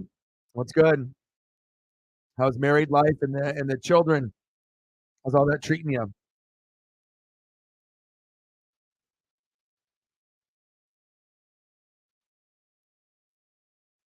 I gotta delete some photos. Gotta make some room.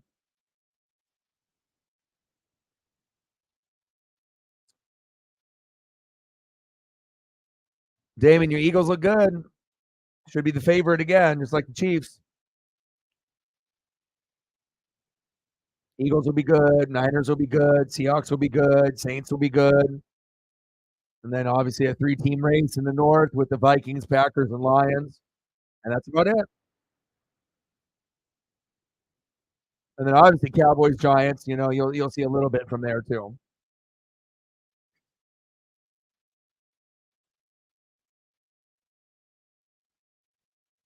Oh, I'm good, just grinding, dude. Just trying to upgrade the thumbnails and the overall look of the channel. Doing fucking everything: basketball, baseball, football, hockey, AEW, WWE.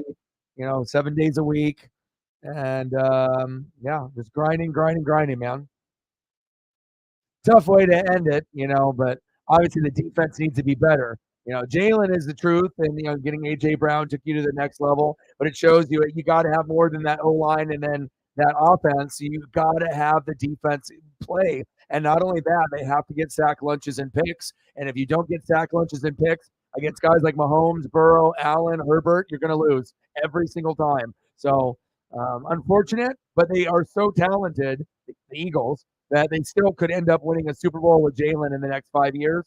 So that's what has to make you happy. Something to look forward to. The NFC teams are always going to be the most well-rounded. They're going to have the offense, the defense, the special teams, the coach, the passion, right? But it's like that quarterback on that Hall of Fame quarterback on the opposite side. They're all on that side, but you got the one, maybe on your side there, looking pretty good. So just got to keep it moving.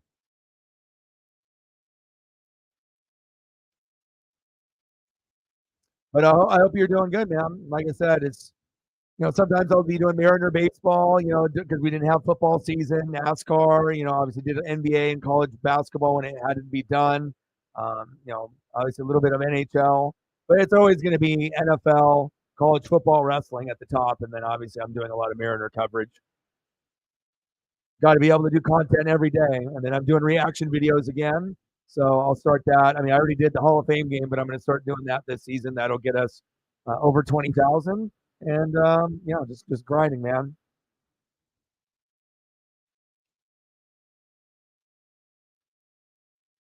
Oh, hit the edge! Nice. Wow. Hawks. playing big. Yeah, and like I said, it just depends if were real. I had some stuff that I looked up. Like I had a fucking Skeletor. I looked it up. If I wouldn't have ripped the fucking head off of it and fucked with the arms and legs, it's worth like fucking like $800. But that's like obviously in the box, mint and whatnot. But it kind of makes me think, holy shit! Like if I just would have been a little bit nicer to some of my toys, I probably would have a couple $300, $500 figure. Like a major collectible pieces even out of the package. But sometimes when you're a kid, you're a little, crazy and you like to smash the shit out of the figures against other figures of the wall or against your friend's head or whatever, you're playing and, or against the concrete or your carpet or wherever, garage. And you look back and you're like, fuck, there goes that figure, but you had fun, right? Yeah. It's all about the role players, but all those guys from Georgia need to pan out. And you got to get pressure, and you got to be able to have better play from the secondary. It's all around, but the defense needs to improve because if it doesn't, you're never going to win a Super Bowl. But if the defense improves, then you definitely have a chance to do that and get there. But when you're going against the Burrows and the Allens and the Mahomes, is Herberts, those type of guys, you have to be flawless in the big game. But at least on the bright side, it showed everyone that Jalen is the truth, where he could be like a top 5 quarterback. And some people, even Eagle fans, would question it. Like, I told them early that that was going to be the guy, and they still wanted to argue with me. I don't know. I don't know. I don't think he's the guy. Well, I don't have to be an Eagle fan to know that he was the guy. But, you got to look at other things than rather just his play, his leadership, the adversity that he had. He got benched from Tua, and just who he is as a man and a person. Like, either you recognize that shit or you don't. And that's the difference between me and a lot of other people. You got to have the intangibles. You can't just be a good guy or a freak athlete. There's other things that you need to have. And someone that battled adversity like that, I knew that that was a franchise QB. So you'll get there.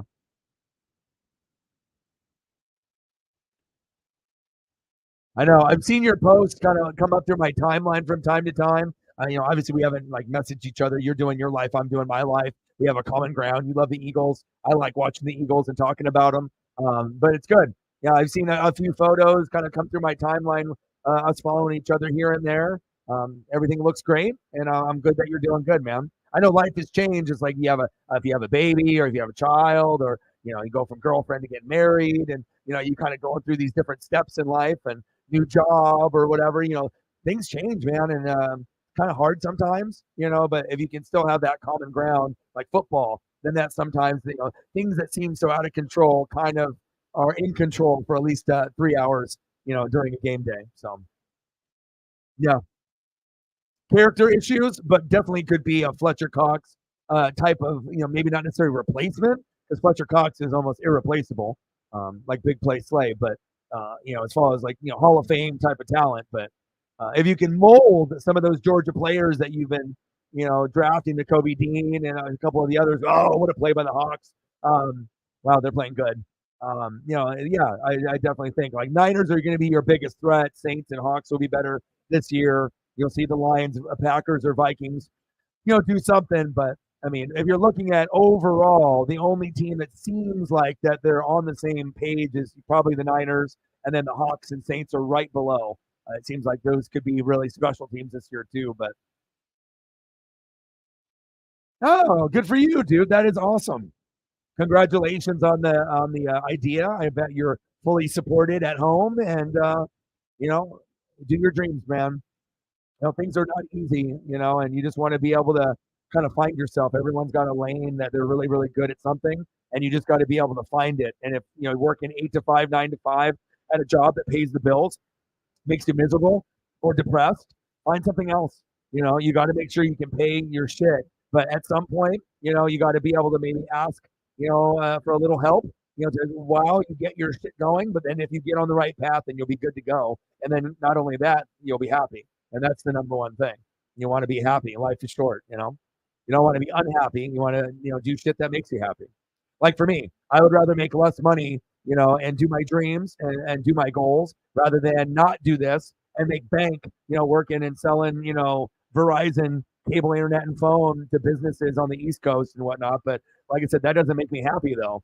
You got to be able to do what makes you happy. Like with my Paisley pup, I don't have any kids, So that's like my daughter. I would rather be homeless with her than live in a mansion without her. So it's all about perspective. And if you have perspective about that with your significant other, or a pet or a child, then you start to understand it's not about you, it's about other people too. So, and I think you've already figured that out. Congratulations on that, brother. And keep grinding. Do what you need to do to get to the promised land.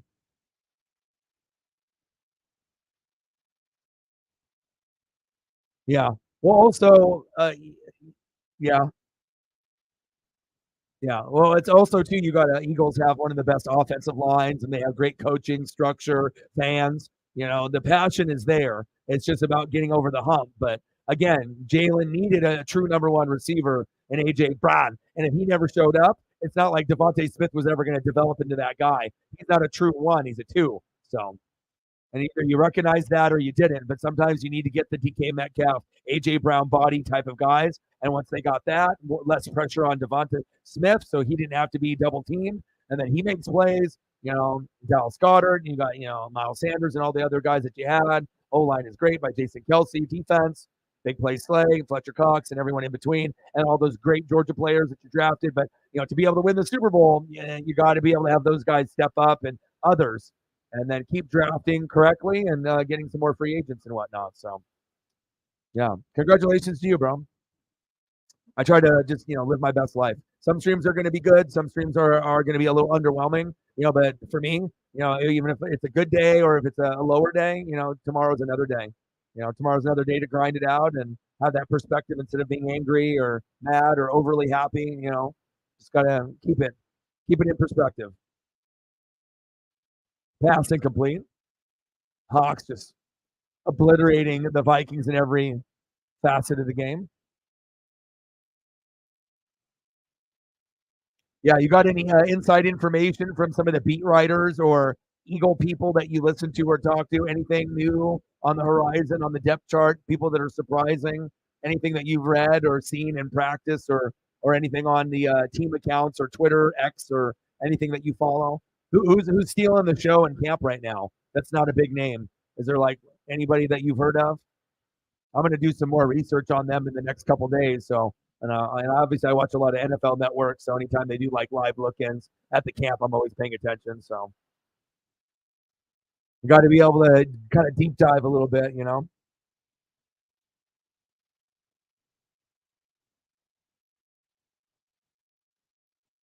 All right, 2 minutes to go.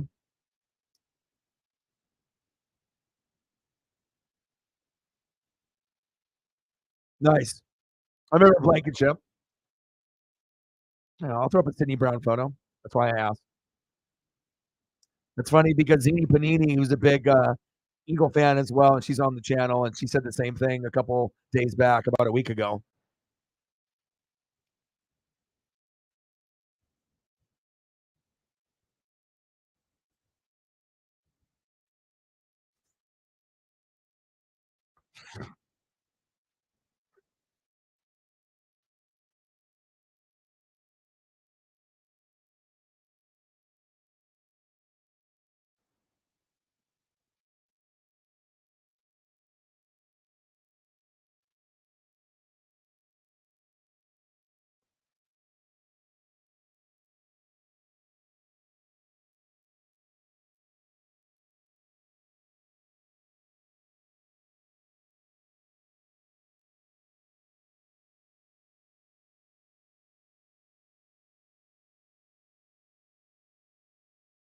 I mean, he definitely looked like a football player in college.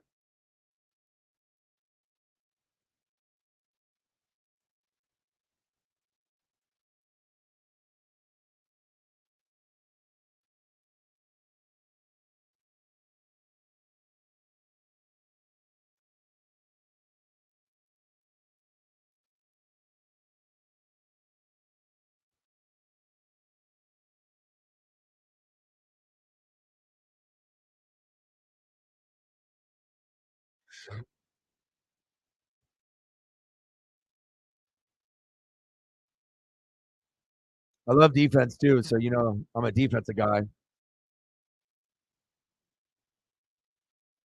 Oh, really? he's been like waiting in the wings forever. But obviously, we know the Eagles are always going to be best when it's a running back committee, and when you have like 3 or 4, that's when you guys are the best. Obviously, you're going to have your lead dog, but if you can have 3 or 4 guys that each provide something, power back, third down back, a guy that can catch, and you just give a little bit of this, a little bit of that. That's what then you guys get really dangerous. Yeah, Gainwell getting an opportunity just like Tony Pollard on the Cowboys instead of Zeke. Finally, you're getting someone else to get a little bit of shine.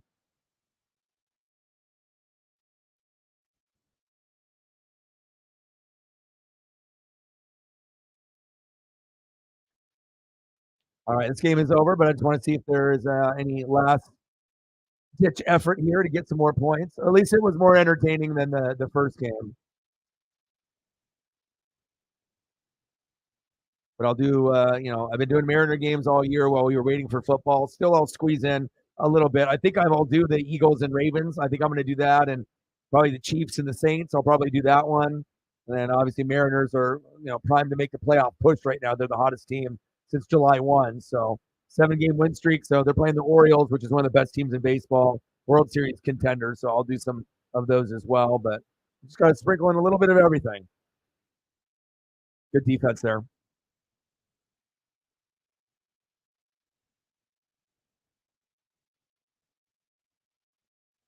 Nice.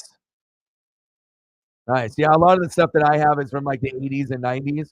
But like I thought some of the stuff I had was like lost, but some of it is like in a bag somewhere. But then my dad would like buy me on eBay, like, the Hulk Hogan that I had, and then I found the old Ultimate Warrior, and then I got, a couple different sets of Bushwhackers. Like I had the Bushwhacker set, Luke and Butch, and then lost it, or it's like in a bag somewhere. Then got a pair of them, the tag team, and then my dad like forgot about it, and then a couple years later bought me the tag team again. So I was like 2 pairs of them.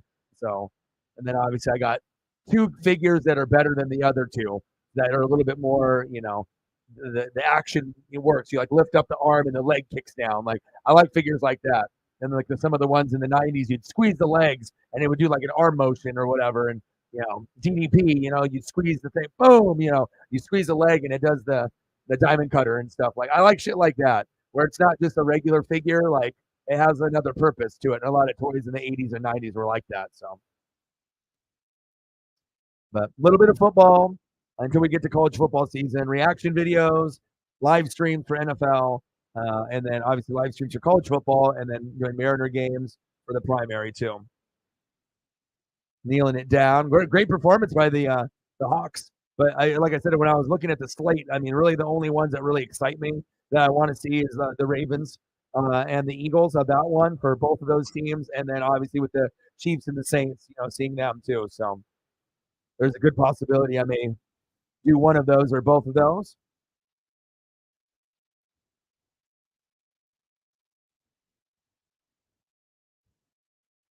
Jay Jetta in the screen. But I definitely think that there's going to be wiggle room in the North. Vikings, Packers, Lions, Bears.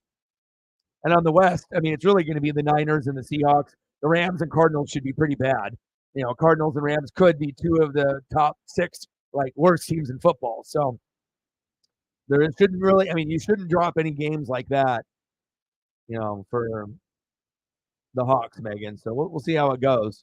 You definitely want to go 4-0 against both of those teams if you can, and then split with the Niners if possible. So that way you go 5-1 in the division, and you have a really, really good chance to, hit a good number like 11, 12, 13 wins. So, oh yeah.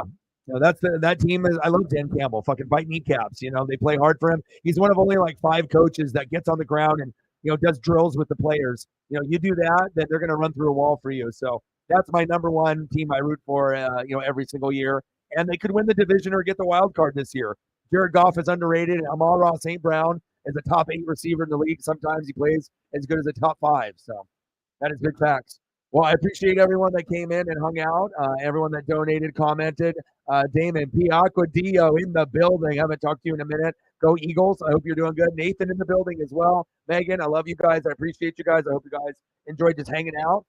Games sometimes can get boring at times. That's real. but sometimes just the conversation and hanging out makes up for it. We looked at a little bit of food and talk a little bit about your favorite teams and players. And again, I'll do some reaction videos tomorrow. No live stream at night. I'm going out to eat some Olive Garden, and then on Saturday and Sunday we'll get into a mixture of Mariner baseball and NFL preseason games, possibly the Eagles and Ravens, as well as the Chiefs and Saints this weekend. So I love you guys, and I appreciate you guys very, very much.